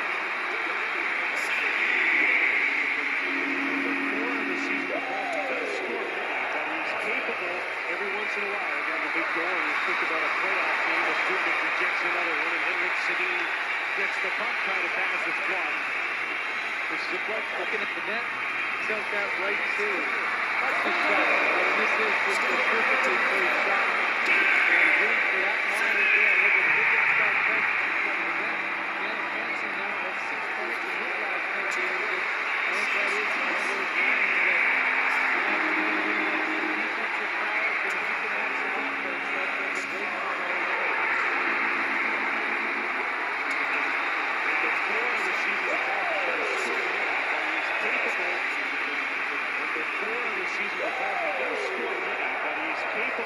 every once in a while.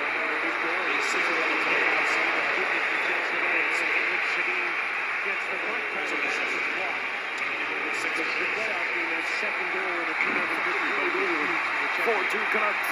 Henrik Sadeen on the goal. 2-1. Williams doubled up. From last year, don't you? I mean, with Paulson in that position, it just fits so well. And also at times had to play in that role. I think it's an upgrade. Sadeen in his own zone. Sammy Sell. Flushed out by Ben Eagle.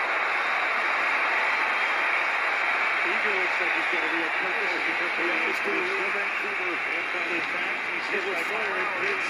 Four lines against each other. This play is going to be to make sure his fourth line's out against Edmonton's fourth the rest of the way here, just in case. I think number 40, he had to go beyond the bench when Hordichuk let go and Darcy was looking for him. He was chirping at him at the beginning. The answer trying to fight off Hordichuk. Keep your head up on this shift. Danny Malhotra, Kevin Bieksa, Alex Henry. See what I mean? That was Colton Tudor who took a run at Alex Henry. A lot of noise on that shift. Pretty loud stick in. We want the cup. It settles down here on this one. The Canucks Shovel the puck ahead. will get their first Stanley Cup victory. Their offensive foray. They score high. The puck away. Here's They can get Hemsky. their own Stanley Cup. Everly, Hemsky, Nugent Hopkins together. Trying to dangle to the front of the net was Hemsky, and he was head checked. And impossible.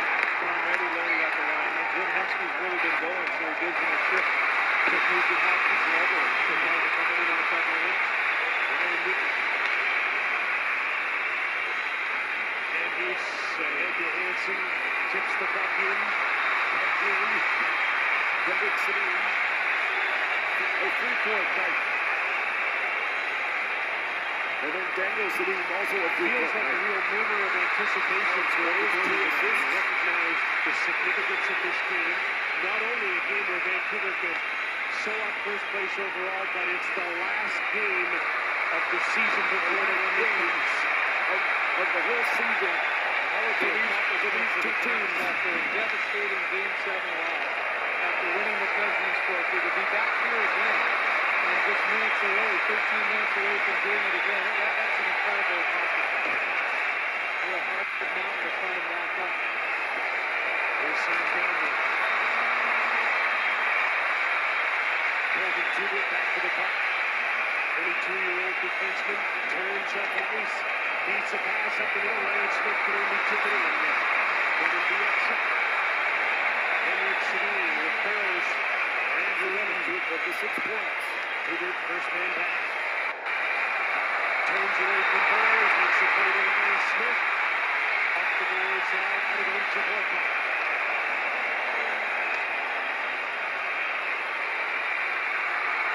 Henrik Sadeen. His pass.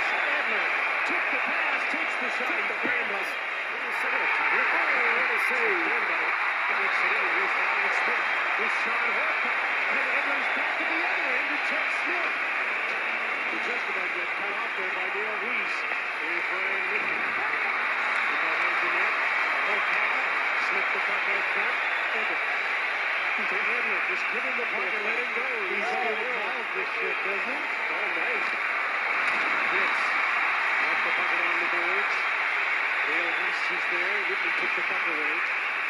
Nick Schultz. Moves the puck ahead. Hornacek tipped it into the middle. Again, this fourth line is on the ice. Vancouver fourth line has just finished this one. Schultz is back. Carlson in with Danny Malhotra. Ryan Whitney. Hornacek. With Ben Eager, the puck skipped away from him. Shift over.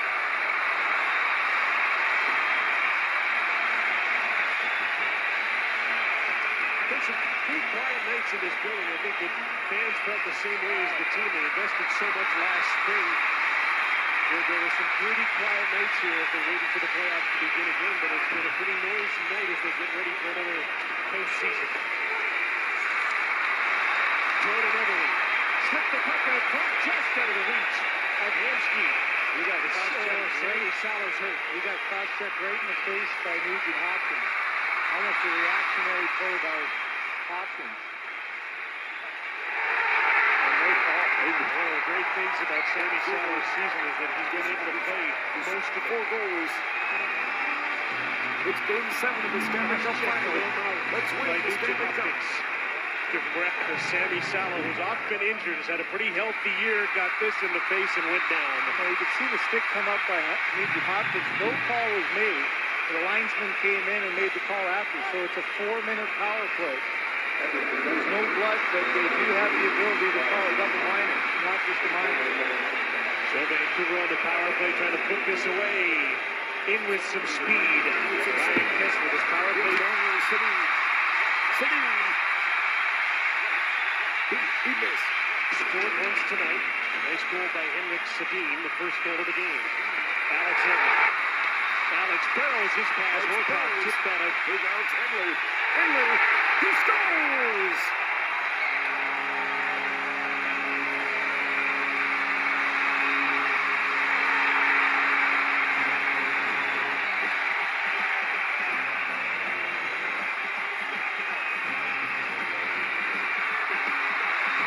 Power play goal. It's 5-2.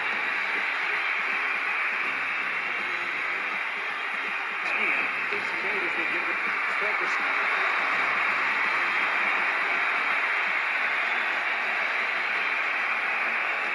There's some pretty quiet nights in this building. I think that fans felt the same way as the team. They invested so much last spring. There were some pretty quiet nights here as they're waiting for the playoffs to begin again, but it's been a pretty noisy night as they get ready for another postseason. I think that fans felt the same. Tonight. Oilers trying to change here. Henrik Sadeen. Alex Burrows. Yes. And he didn't get the second chance as Dubnik comes up big again. Alex Burrows will set up Ryan Kessler. Dan Andrews.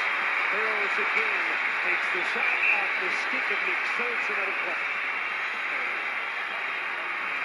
within 1 foot. Kessler's having a talk with Devin right now in the crease. Well, come on, can't you give me one right now? Right on the doorstep. Thought he could get 5-hole. Even went after the rebound, but you saw a good heads-up play by Dubnyk as he got to the rebound in the air. Kessler hanging around the front, one save, hit it out of midair. Dubnyk got to that one before Kessler could. And he's watching it now. Second power play unit comes on. Edmonton in the draw. He's with Booth and Higgins up front. 5-2 Canucks. Completely overskated Ebbett. Higgins. Tip back to Kevin Bieksa at the blue line. David Booth. Chris Higgins giving go. Stopped by Dubnyk.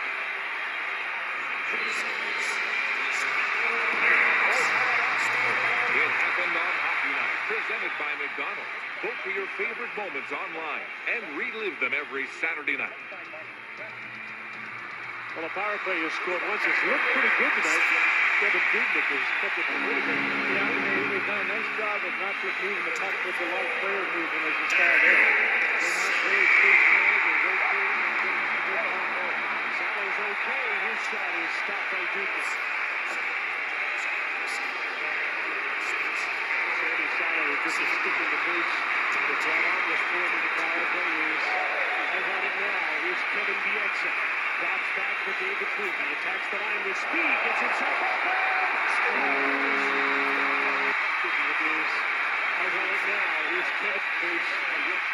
Drops back for David Booth. He attacks the line with speed. Gets himself out. Here's Kevin Bieksa. Drops back for David Booth. He attacks the line with speed. Gets himself with speed. Kevin Bieksa.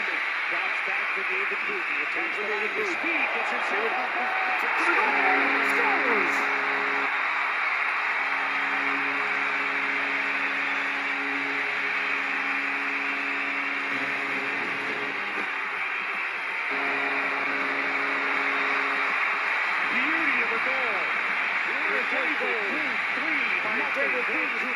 And it's 6-2. A solid reaction by Booth. Not much of celebration, more relief. The drop back to standing still. And that's just the young defenseman making a little bit of a poor read. And for Booth, that monkey off his back. He needed this for his confidence to play to the outside. Petrie did a nice job, though, of taking it to his backhand. Watch how he draws the goaltender Dubnyk to his left. Dubnyk couldn't stop. Although he got a piece of it, it slid into that. Much to the delight of number 7. And the power play continues. Henrik Sadeen remains past the playoffs in history. Henrik Sadeen broke a line step. David Booth has a goal. That's a look at Kessler right here, too. Power play has a player tonight. That's been very good. In the NHL season. Henrik Sadeen take the shot. Passes to Kessler. Side of the net. Nothing to shoot it. They maintain possession. Burrows in a battle here with Sean Horcock, who got some help from Nick Schultz. But the Canucks hold the puck here. Kessler right in front of the net, battling with Schultz. Here's the ball standing. Go back to a play for Edwards. He missed it. And that allows Horcock to go up the center. Edwards got hit in the leadership. Last minute of this penalty that Ryan leads in Kansas. 3-0. Vancouver on their way to President's Trophy and it appears that it is such a decision of the final. Reflected by Cam Barker at the 2010 Olympic Games. Reflected by This will Cam be the Barker final in Vancouver. Unlike Thursday in Calgary, where they weren't able to put the game away with a lead. They had some good individual efforts here. The power play that has only scored 2 goals in the last 10 games gets the second there, and that's just a thing of beauty for Booth. And you hope, Jim, that will ignite him, make the hands feel a little bit lighter, and stick a little bit more confidence in that plane. I mean, it's an amazing thing when you go cold. You just don't feel like you can get anything done. And you saw his reaction on the goal. That's more of a relief than a self-confidence in that plane. I mean, it's an amazing thing when you go cold. You just don't feel like you can get anything done. And you saw his reaction on the goal. That's more of a relief than a celebration.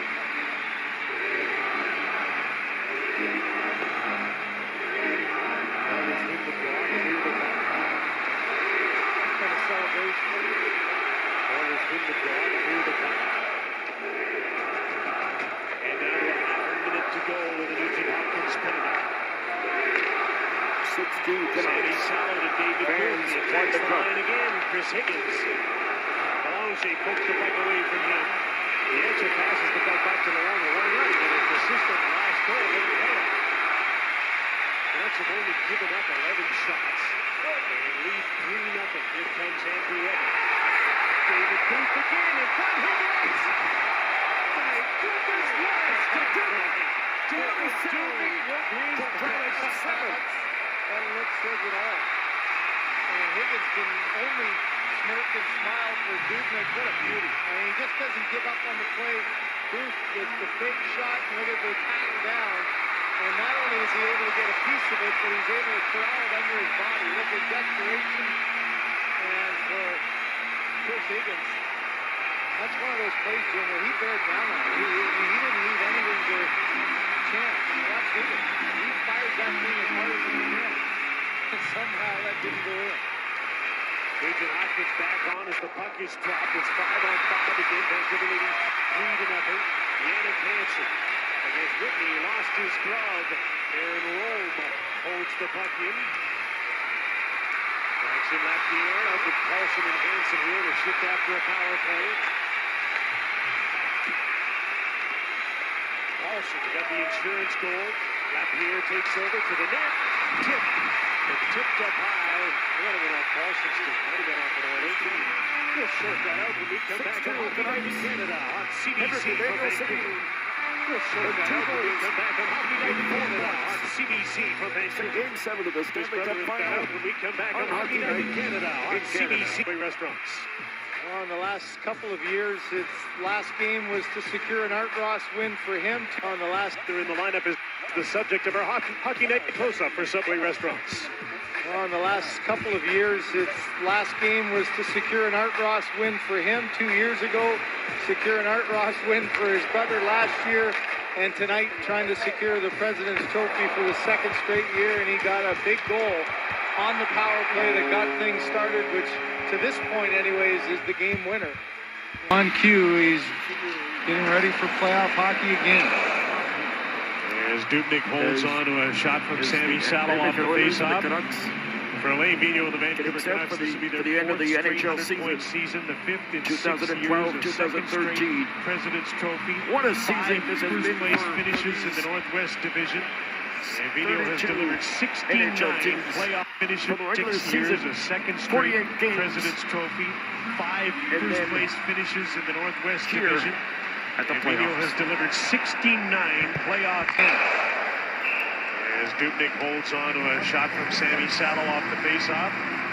For Alain Vigneault of the Vancouver Canucks, this will be their fourth straight 100-point season, the fifth in 6 years, a second straight President's Trophy, 5 first-place. Knowing that you have Freeman for Vancouver again. Well, what a luxury when you look down your bench, Jim, and you've got Henric and Daniel. And Henric again, I know this has been a year, just 81 points, not maybe where he would want it to be, but it's the 7th straight year of 70 or more points for Henrik Sadeen. And just knowing that you have that automatic production is just such a luxury to have.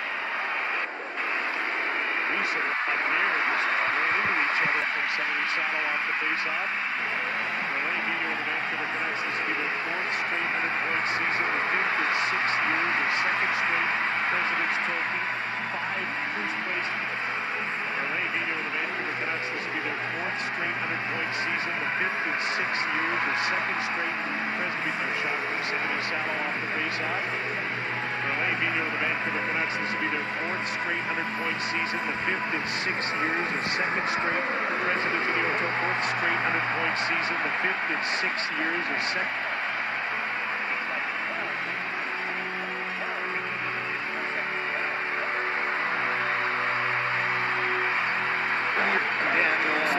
Henrik again, I know this is final countdown of the NHL season. For Alain Vigneault, as Dubnyk holds on to a shot from Sammy Salo off the faceoff. For For Vino and the Vancouver Canucks, this will be their 4th straight 100-point season, the 5th in 6 years, a 2nd straight President's Trophy, 5 first-place finishes in the Northwest Division. Vino has delivered 69 playoff games since his arrival on the scene. If he gets that hockey again. As Dubnyk holds on to a shot from Sammy Salo off the face-off. For Vino and the Vancouver Canucks, this will be their 4th straight 100-point season, the 5th in 6 years, a 2nd straight. Took it, and out to center, one man back from Manny Malhotra, cuts to the middle, backhand, just missing. That was a pretty move for Manny Malhotra. 6-2 Canucks. Game 7 of the Stanley Cup Final. Similar type of move that we saw from Booth. Good hard backhand as soon as he got away from him a little bit. Able has it finding the center. And Jones with Gagne. Little tip in. And his first man back to his partner, Chris Taylor. He's checked. Kessler to left field. And he's up the middle. Here's Kessler. Picks up speed at center. Got pass. That's enough air to the net. Dubnyk hangs on with David Booth right there. Now to just over 5 minutes to go in the 3rd period in game number 12 out of the Stanley Cup Final. 5 minutes to go. 2012-2013 NHL season. What an epic ride we had. Now to just over 5 minutes to go in the 3rd period in game number 12 after 10 days. Consecutive President's Trophy in hand. We've been besieged with questions for Vigneault. The most often asked, will he do an impression of Corey Schneider, who was spot on when he did his impression of his head coach last week on After Hours.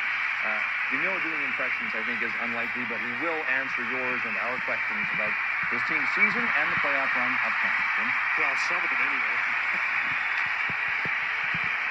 Teams look pretty good tonight. They've taken care of business, out shooting Edmonton 39-12 with a 3-0 lead here.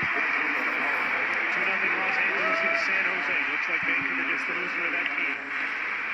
But they are just about to start the 3rd period. Down to the Shark Tank. It was the wrap-up of the bouncing Stanley Cup Final. Got away from Higgins. Here's a chance for Belanger, and he's stopped by Roberto Luongo. Hasn't been busy, but he's made a few big saves, and here come the Canucks again. David Booth. Kessler tripped up behind the play. Rebound. Booth. Stopped by Dubnyk. Ryan Kessler got tripped at the blue line. He was the trailer on the play. But the second line for Vancouver has come alive tonight and shown its speed. Follow a polar bear's migration through the waters of Hudson Bay and his adventures on land. Polar Bears, a summer odyssey. That's tomorrow night at 7 on CBC.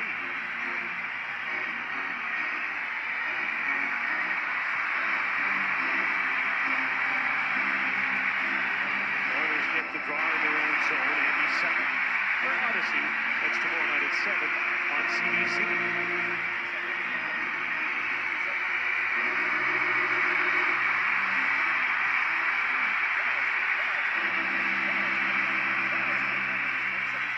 Sutton off the glass through center. Eager Hordichuk will get out. Will fly out again. Hordichuk stops and shoots off the side of the net.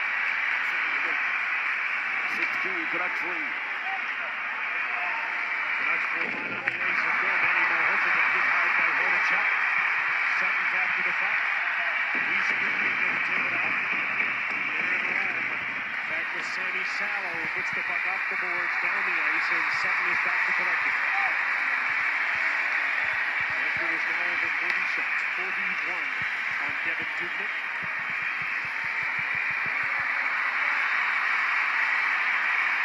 Sutton waiting for his teammates to finish a change. Hensky, Nugent Hopkins, Ederle to the right corner. A 41-year Stanley Cup Final. Did not get any points tonight for Colorado. 39 years. Nugent Hopkins has none here in 20 fewer games. Stopped by Roberto Luongo. Hasn't been busy, but he's made a few big saves. And here come the Canucks again. David Booth. Kessler tipped it behind the play. Rebound. Booth. Stopped by Dubnyk. What a night. Ryan Kessler got tripped at the blue line. He was the trailer on the play. This is the Stanley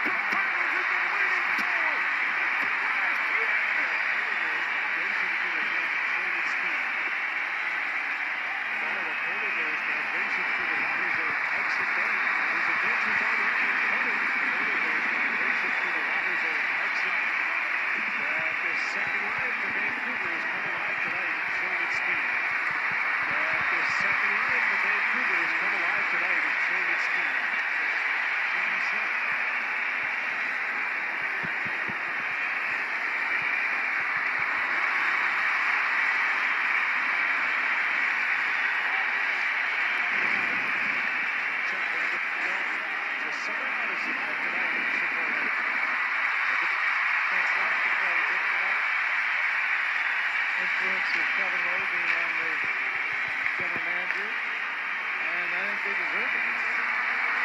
I believe showing a great ability to do things at the Canadian level. Jones with the shot, Luongo with the save. Ron McLean with the update.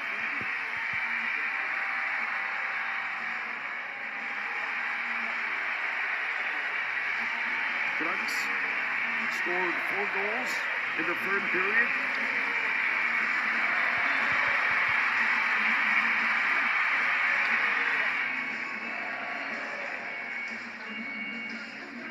Wow. San Jose's been playing things a bit, doesn't it? San Jose's been playing some pretty good hockey down the stretch here. I'm a little surprised they fell behind LA. Is that the Canadian level?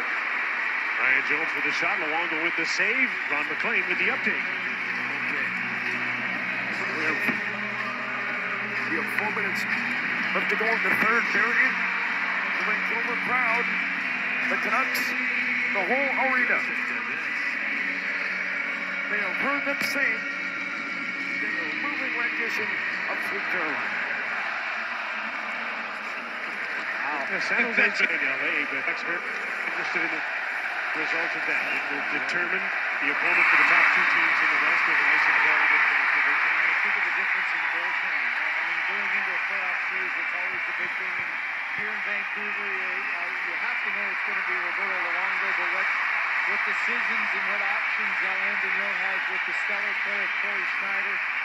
20 wins on the season. Jim, that game in Calgary allowed 3 goals for the first time in 13 games. Be interested in the results of that. It will determine the opponent for the top 2 teams in the West as an icing quality with Vancouver. I think of the difference in goaltending. Going into a playoff series, it's always the big thing. But here in Vancouver, you have to know it's going to be Roberto Luongo, but what decisions and what options Alain Vigneault has with the stellar play of Corey Schneider. It's going right up to the left, and he just can't get in there right now because the line up here, Rasta goes in between. Challenging the bench. Talbot says to the Detroit bench, we'll see you Tuesday. 20 wins on the season. You better be better on Tuesday than you were tonight. Game 5. 5-0 lead for the Red Wings. To this point. Said it earlier tonight. Enders up on the play. I think These line combinations that Alain Vigneault's come up with tonight have been pretty good. The thing about line, especially Kessler and Booth, have been flying tonight. they have, and I think that you look for Mason Raymond, who's out, and of course his wife's having a baby. That's a tough way to get out of the lineup, but he's been struggling offensively. That line hasn't been going. And I look at the fact that Alain put Ebbets up on that top line. You have to think, okay, is Daniel going to be back on Wednesday or Thursday, whenever it starts? So you don't want to upset that. And he's tinkering a little bit to see what the other matchups are going to look like. And right now, as I said, it's granted a game that's not going to be anything like a playoff game scenario, but it's looked pretty solid. That's the kind of night it's been for Vancouver. Beyond the fact that they really wanted to get the point, they've tinkered a little bit and watched their lines. They've just rolled them. And on the blue line, looked at some different pairs. So McKinnon obviously feeling better, feeling good about his game. That one-timer tonight, as right now, stands to be the game. Be anything like a play. Brian Whitney. 20 wins on the season. Yeah, it would have got him. Calgary, It would have got him. It would have got him right in the mask right and what option? Cut down on McKinnon. That was shot. Centering down in the slot. Just under the to Brian Whitney. And left gear turns and takes off again. So McKinnon obviously feeling better, feeling good about his game. That one-timer tonight, as right now, stands to be the game winner. Chopped up into the air and into the net. It finds. He's looked pretty well on this line tonight. Enders up on the play. Tonight's game is brought to you by PointsBet. PointsBet gives you better odds and bigger payouts. Download the PointsBet app now and use code Denver100 to receive $100 in free bets when you bet. Line tonight. Enders up on the play. David Booth with his shot. Struggling offensively. I would think. Who knows what he would have done by now? He's a Wyoming guy. Maybe a new horse.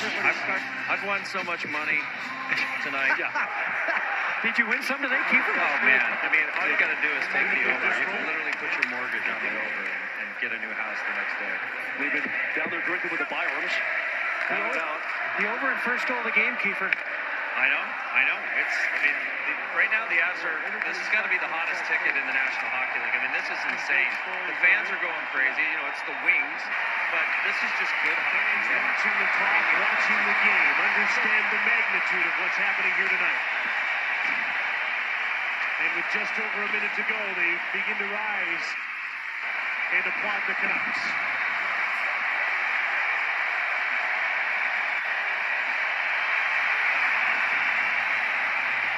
The Canadian team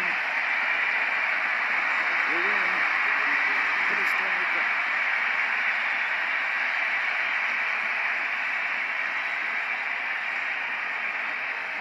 Not just the players that are ready for the playoffs.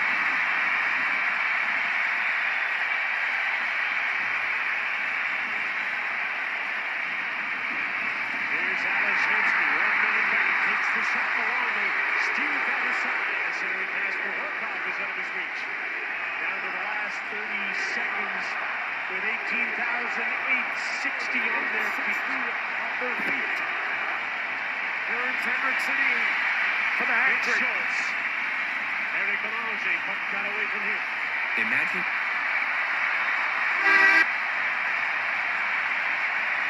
Fans are going insane. And we have another Isaac Dobbs.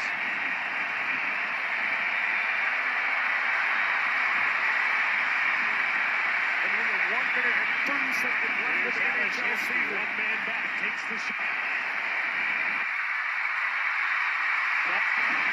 Here's Alex Hensky, one man back, takes the shot. Milano steered down the side. A centering pass for Horkoff is out of his reach.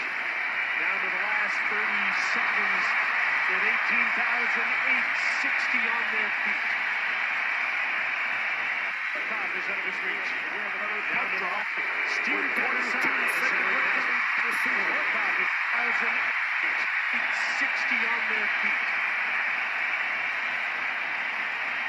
860 on their feet. Nick Schultz. Eric Belanger got away from 60 on their feet. He has made the face-off. Nick Schultz. For a 30-second timeout. 24 seconds left to go in the game.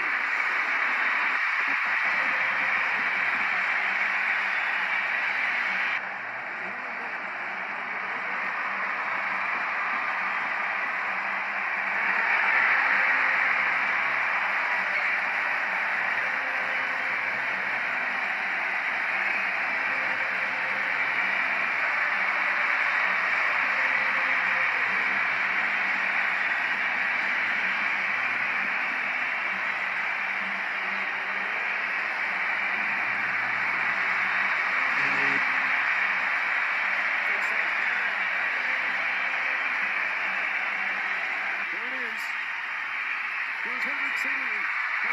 Sadeen for the hat trick. Hat trick! He scores! That's all flying on the ice. Henric Sadeen's first Stanley Cup final hat trick.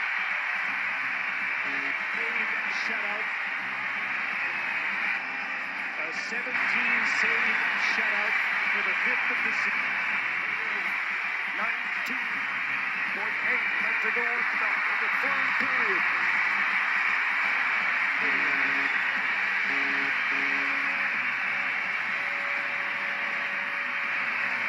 A 17-save shutout for the 5th of the season. We have some timeouts coming.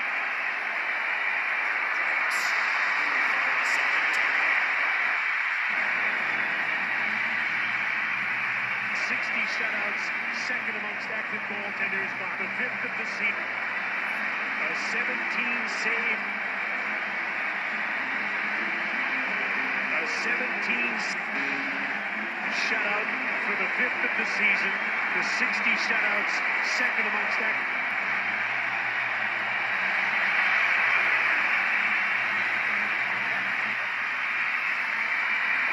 A 17-save shutout for the 5th of the season. The 60 shutouts, second amongst active goaltenders behind Marty Brodeur. Another face-off.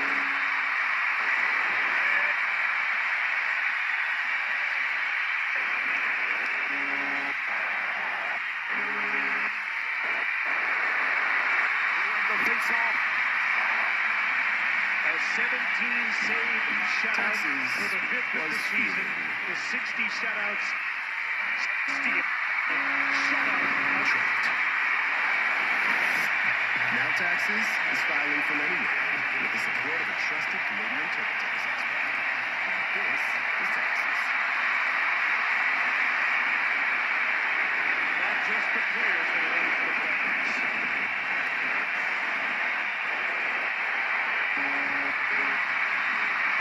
Just one more rush. Round the clear. One man back, takes the shot. And along the boards. 15 seconds left before the Vancouver Canucks win their first Stanley Cup. 7-2 the final. With 9 seconds left to go.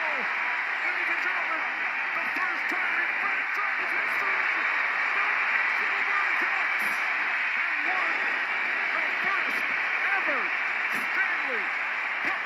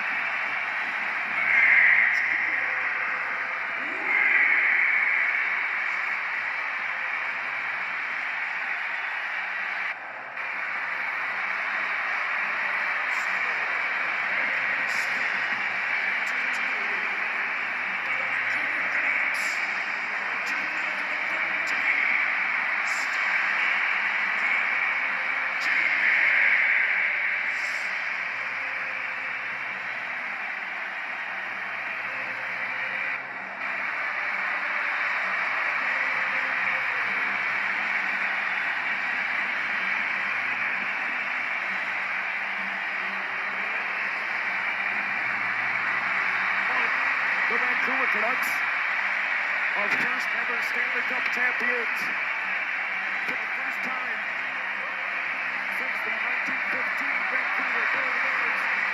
Steered by the sides with 18,008.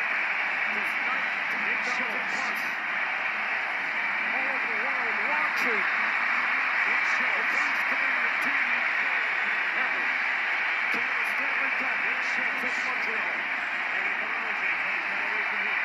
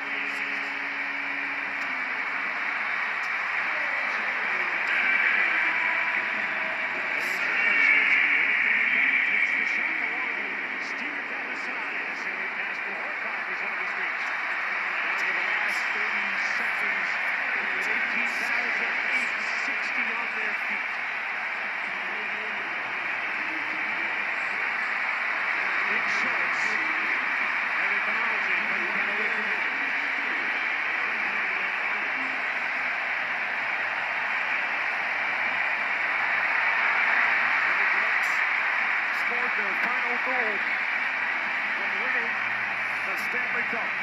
Once again, the Vancouver Canucks are all the presidents. Once again, Hockey Night in Canada salutes the Canucks Stanley Cup champions 2013.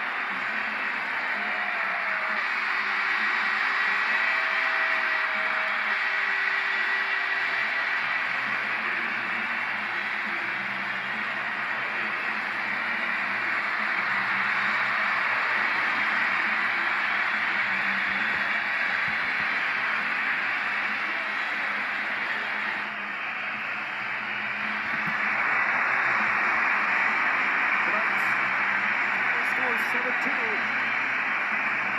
Into the Stanley Cup. Hesitations. But the end of the NHL season will end in 45 minutes.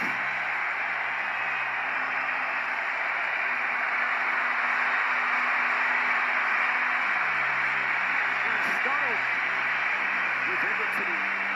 Well, thank you, Jim. This has been a Stanley Cup journey. How much do you need the Stanley Cup getting the goals when you scored and getting the top tonight? Oh, that was hard, but I guess the Canucks. Oh, I can hear it. Turn up the volume a little bit. Oh, there you go. The Canucks. Henrik. How was that actor? It was,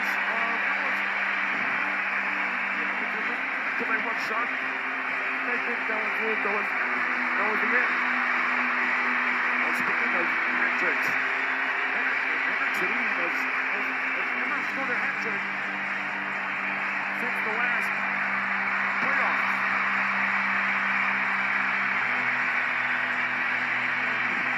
Well, it's not there, but I think the Canucks have found their way to winning.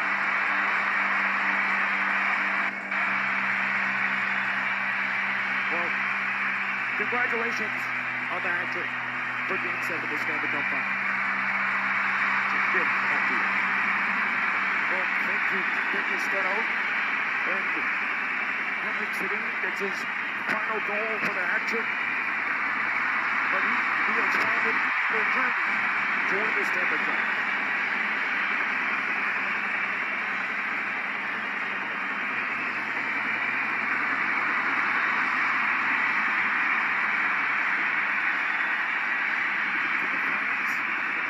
Going crazy. The Canucks finally won the Stanley Cup for the first time in franchise history.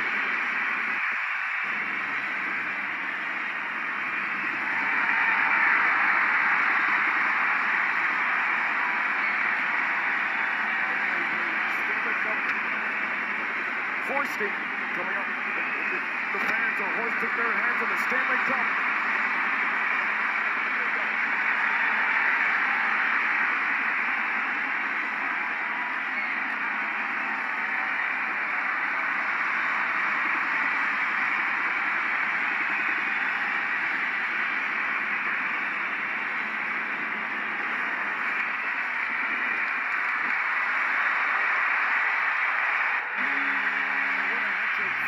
City, and he has scored with his 15th goal in the playoffs, 33 points. To the end of the NHL season.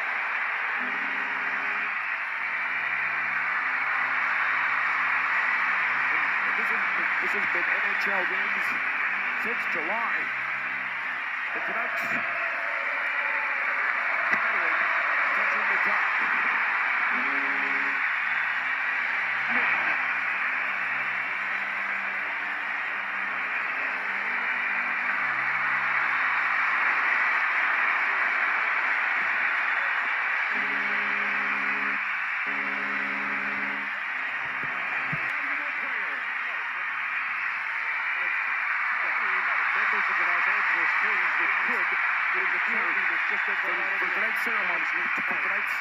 Stanley Cup crown holders. The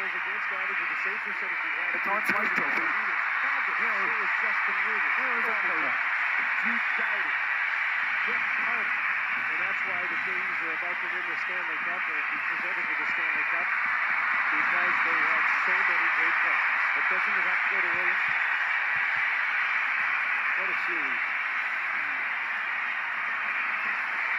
Well, let's end the suspense and find out who wins the Conn Smythe. Has been dismissed.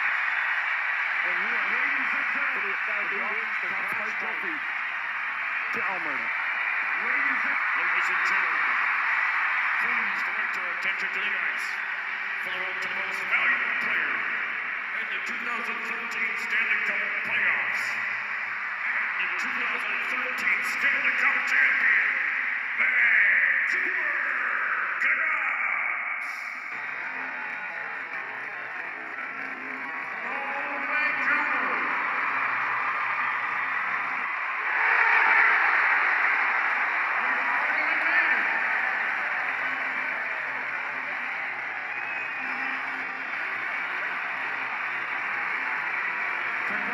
congratulations to the most valuable player in NHL history, scoring a hat trick up in the final seconds.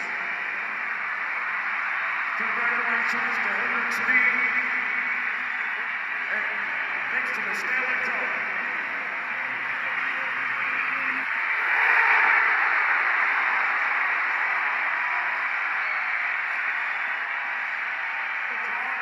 Trophy winner goes to the most valuable player, 15 goals and 18 assists. And scoring title here in the Stanley Cup playoffs. Number 25, henric Sadeen.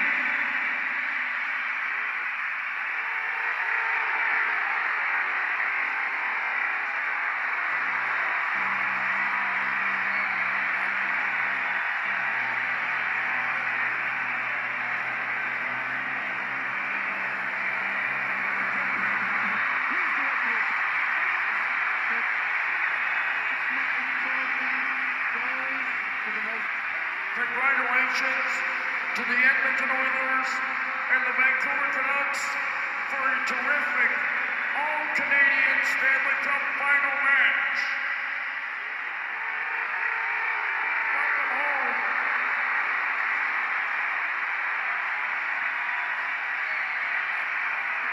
First time ever, the Canucks won the Stanley Cup.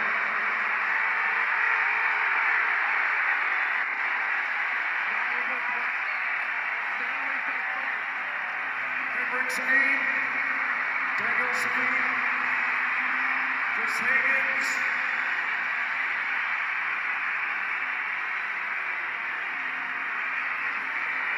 and more with henric Sadeen.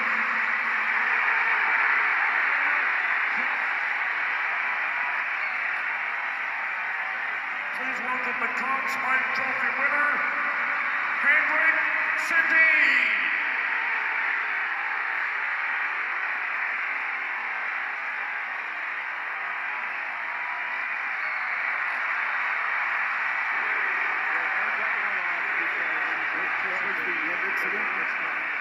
The fans, they found the cup.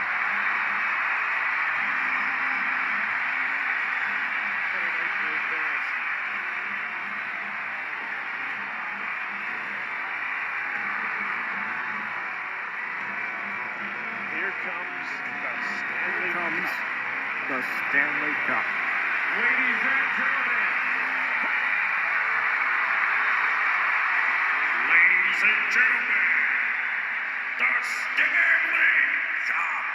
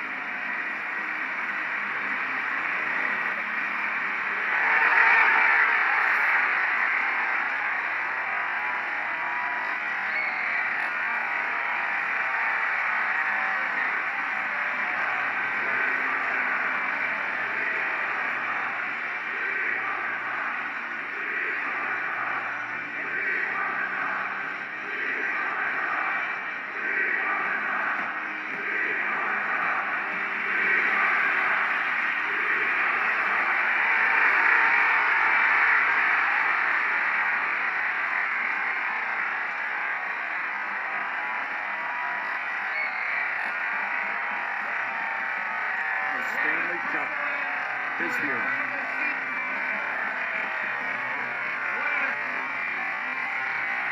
What an incredible season!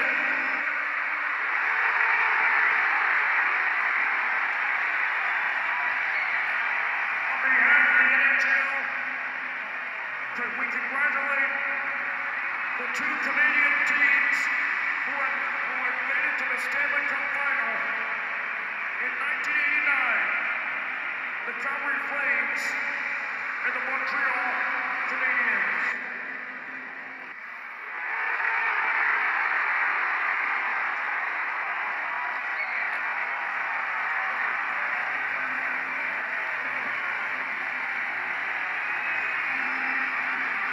Henrik Sadeen, let's win another Stanley Cup.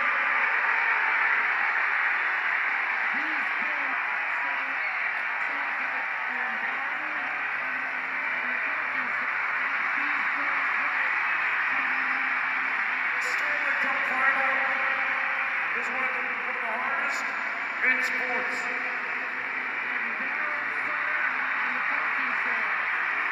Thank you to the coaching staff.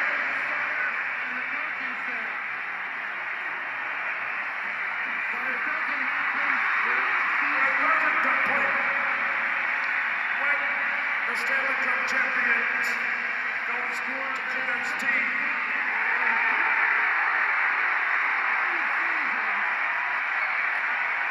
This has been a great season for all Canuck fans and Oiler fans.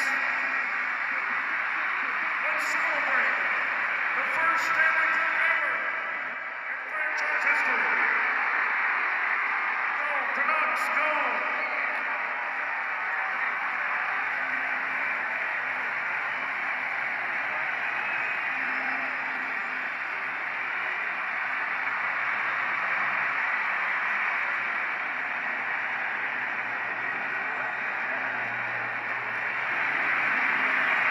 Usually a veteran who's never won the cup that gets it next from the captain. Robin McGear. Justin Schultz getting their first Stanley Cup. They headed to 2004 for Regier with the Calgary Flames. Tough decisions for Daryl Sutter when he was healthy to come back to keep Matt Green in the game, but a great tribute to a solid veteran play. From Gloucester, Saskatchewan, Robin Regier. And Henrik Sadeen is the champion. 32-year-old Marian Gaborik. Slovakian, never won the cup. He's got his first. Won the cup. Did he ever think when he was in Columbus that he'd be doing this? Don't think so.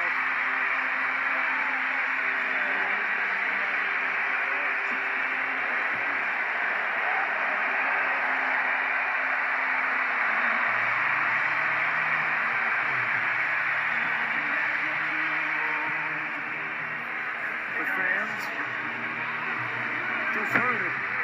Queens, we are the champions.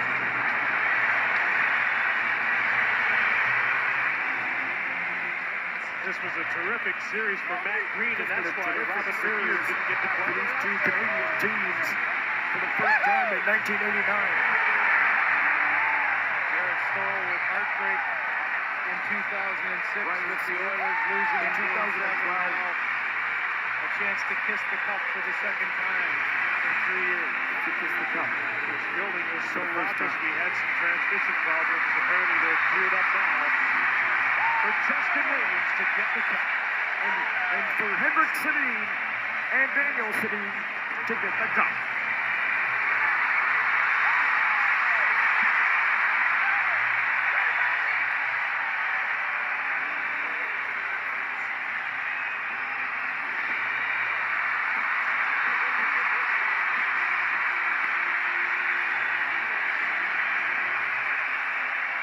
McNeil, British Columbia's Willie Mitchell. And what a way to end this hockey game. And the season and the Stanley Cup final.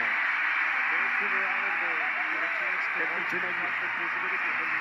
Vancouver with a terrific Game 7 so far. Oilers back-to-back Game 7s.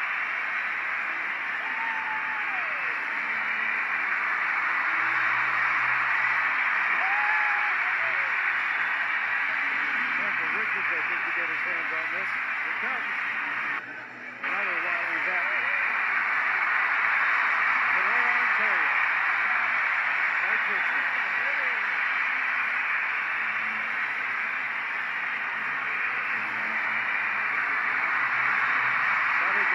better his players. And a guy who accepted whatever role he needed to play to get success. An old buddies, Carter, what a series he had.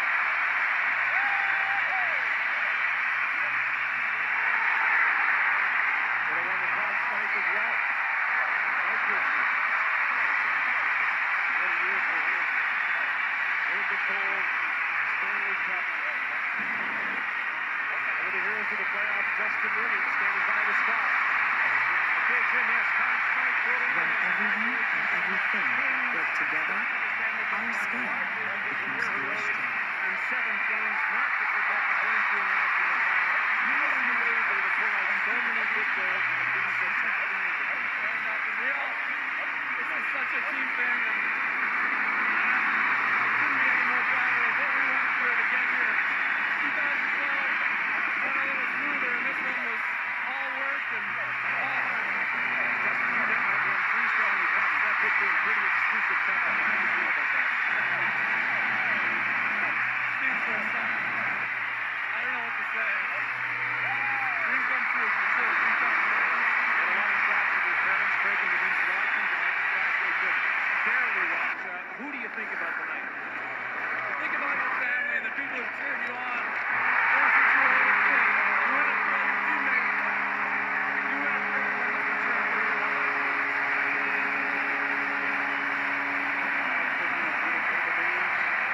The Stanley Cup. There's the hero. The game-winning goal. Scored by Mike Stanley. The Capoli Red Clippers. 34-43 the Rovers.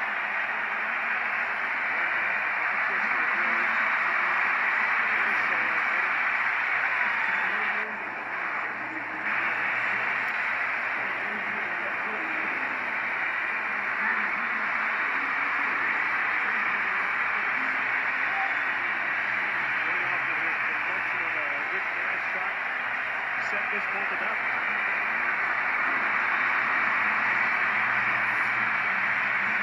And a late Saskatchewan will probably get a visit from the Stanley Cup again. Blake King passes on.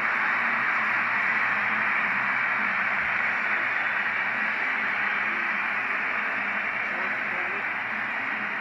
He didn't play much in the playoffs. The great contributor in 2012 and some active players took his spot in this one. He was a big part of this season. Nick Muzzin, who in 2012 stood by and watched. Now he was an integral part paired with Drew Downey. What a playoff performer he was. What a thrill this night must be for Alec Martinez. Let's find out how he feels this night. Jim, thanks very much. Yes, the hero of overtime, in fact, twice over in these playoffs. He's gotten to the Stanley Cup final because he scored the double OT winner against Chicago in the conference final, and he delivered the Kings to the Stanley Cup. He's going to be a hero here for a long time. What do you think about that? I'm no hero. I think I was just a benefactor of the rest of the team making good plays. What tonight, obviously, Capoli had a great shot for our pad, and I just thought enough to have the rebound come to me and was able to put it in, but it's fun. It's definitely been a team effort. That's not a big part of me, just a head back. I don't know, the character that our team showed this year, especially in the playoffs, on a lot of adversity between injuries and coming back in elimination games. Just a testament to our leadership and character. I'm so proud of these guys. 2 years ago, you made this team in time to share in the Stanley Cup. In this run, you're a principal player. What's that mean? I mean, I'm just happy to be a part of it. I mean, obviously, like I said, it was a team effort, and to win the Stanley Cup twice in my career so far is a blessing. So I'm just happy I can be here for it. Cedar Rapids of the United States Hockey League, Miami of Ohio, University of Lebanon, and Manchester. That's the way we put together to win 2 Stanley Cups. We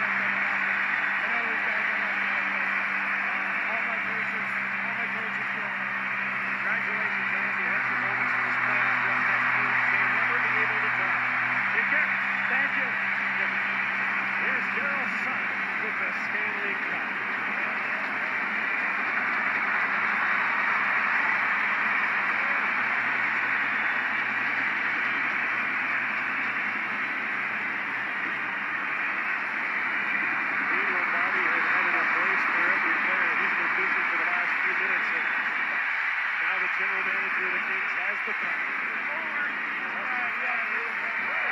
Texas was feeling now Texas is filing for anywhere. Well, if Marty puts the team together, you might as well put the cup down and have it to This is Texas.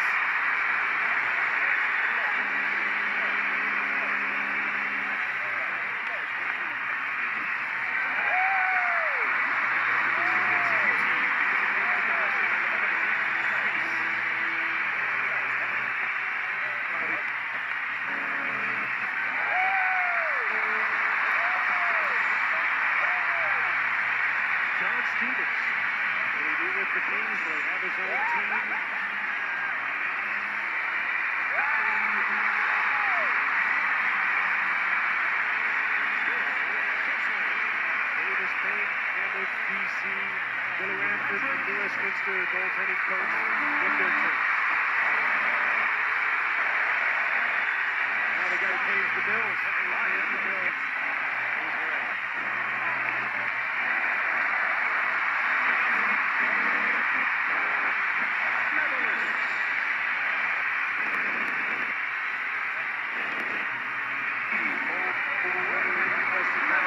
All the important people within the organization get a chance to raise the cup and get a picture taken before the traditional picture at center ice of the Stanley Cup. Of center ice of Vancouver Canucks. First Stanley Cup.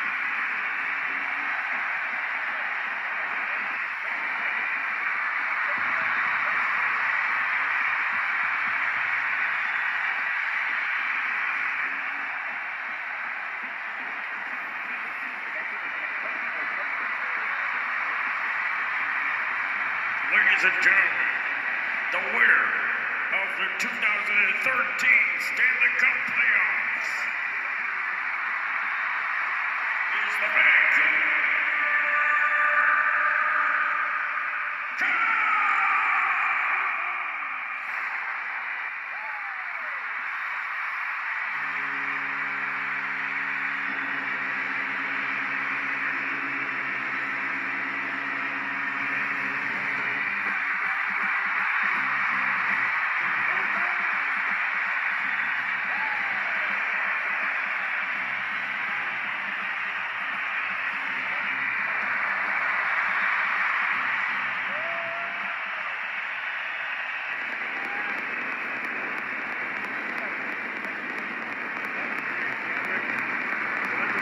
Fireworks. Summer, 14 goals in the playoffs and the Stanley Cup. Looks pretty good in the ribbon.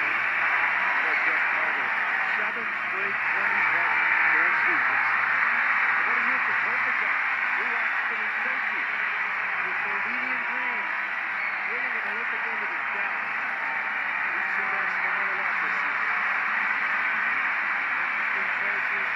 Smiles for Richards. There's lots of questions this summer. What will happen to him?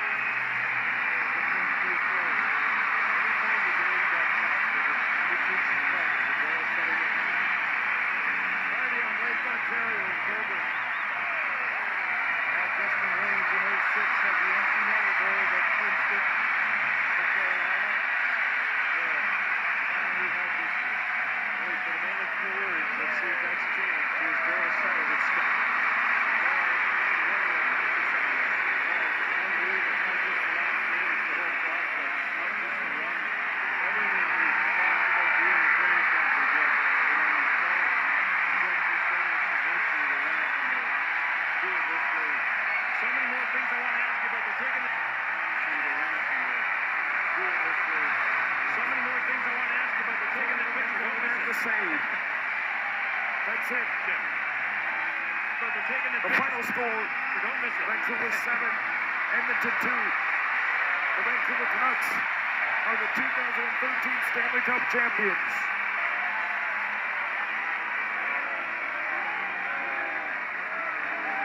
And up to the picture.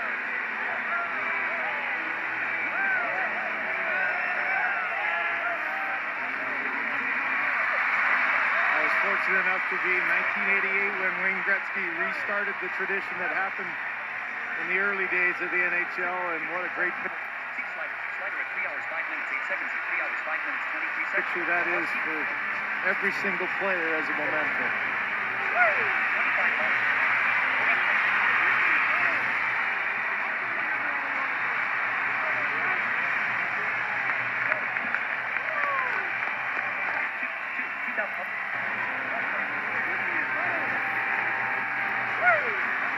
So, that was it. Single player has a momentum.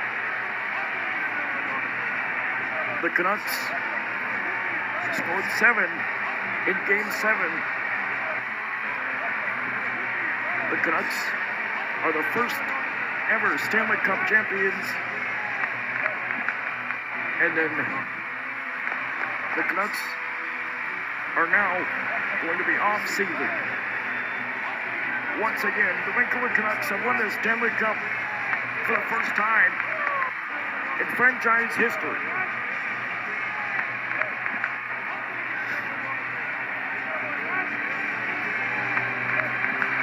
And listen to the celebration. Darden. Stallman and Stahl with a defensive pair. Ajay Kopitar. Darden. Henric Stallman and Stahl with a defensive pair. Ajay Kopitar is going to save. And he's out with Marion Gaborik, who has a goal, and Dustin Barber, who has 2 big ones. And the season from Los is over. Angeles is underway. ETS can help make it simple. With expert Scored in the series. And he's out with Marion Gaborik, who has a goal, and Dustin Brown, who has 2 big ones. Game 5 from Los Angeles is underway. Your shortcut. Rangers defend from Los Angeles. Marion Gaborik, who has a goal, and Dustin Brown, who has 2 big ones. There was 2 games. Game 7 between Vancouver and Edmonton. On behalf of the whole crew on Hockey Night in Canada and Sportsnet, good night. Jim Houston, the Coke 6 and Jim Houston. Ladies and gentlemen, the Vancouver Canucks are the 2013 Stanley Cup champions. First to play the puck up the boards. Derek Brassard's line. We'll go back for Ron McLean and the panel away by Willie Mitchell. For the final message. The puck to center.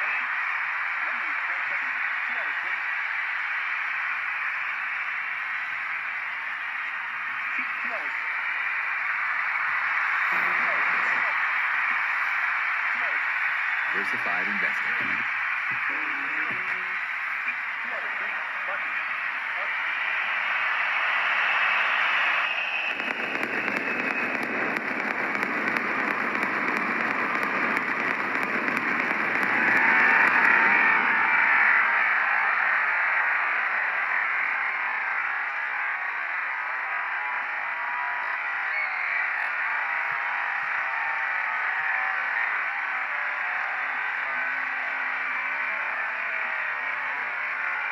NHL thanks you for watching the Stanley Cup Final in the 2012-13 NHL season. Good night, everyone. See you in 2013-2014.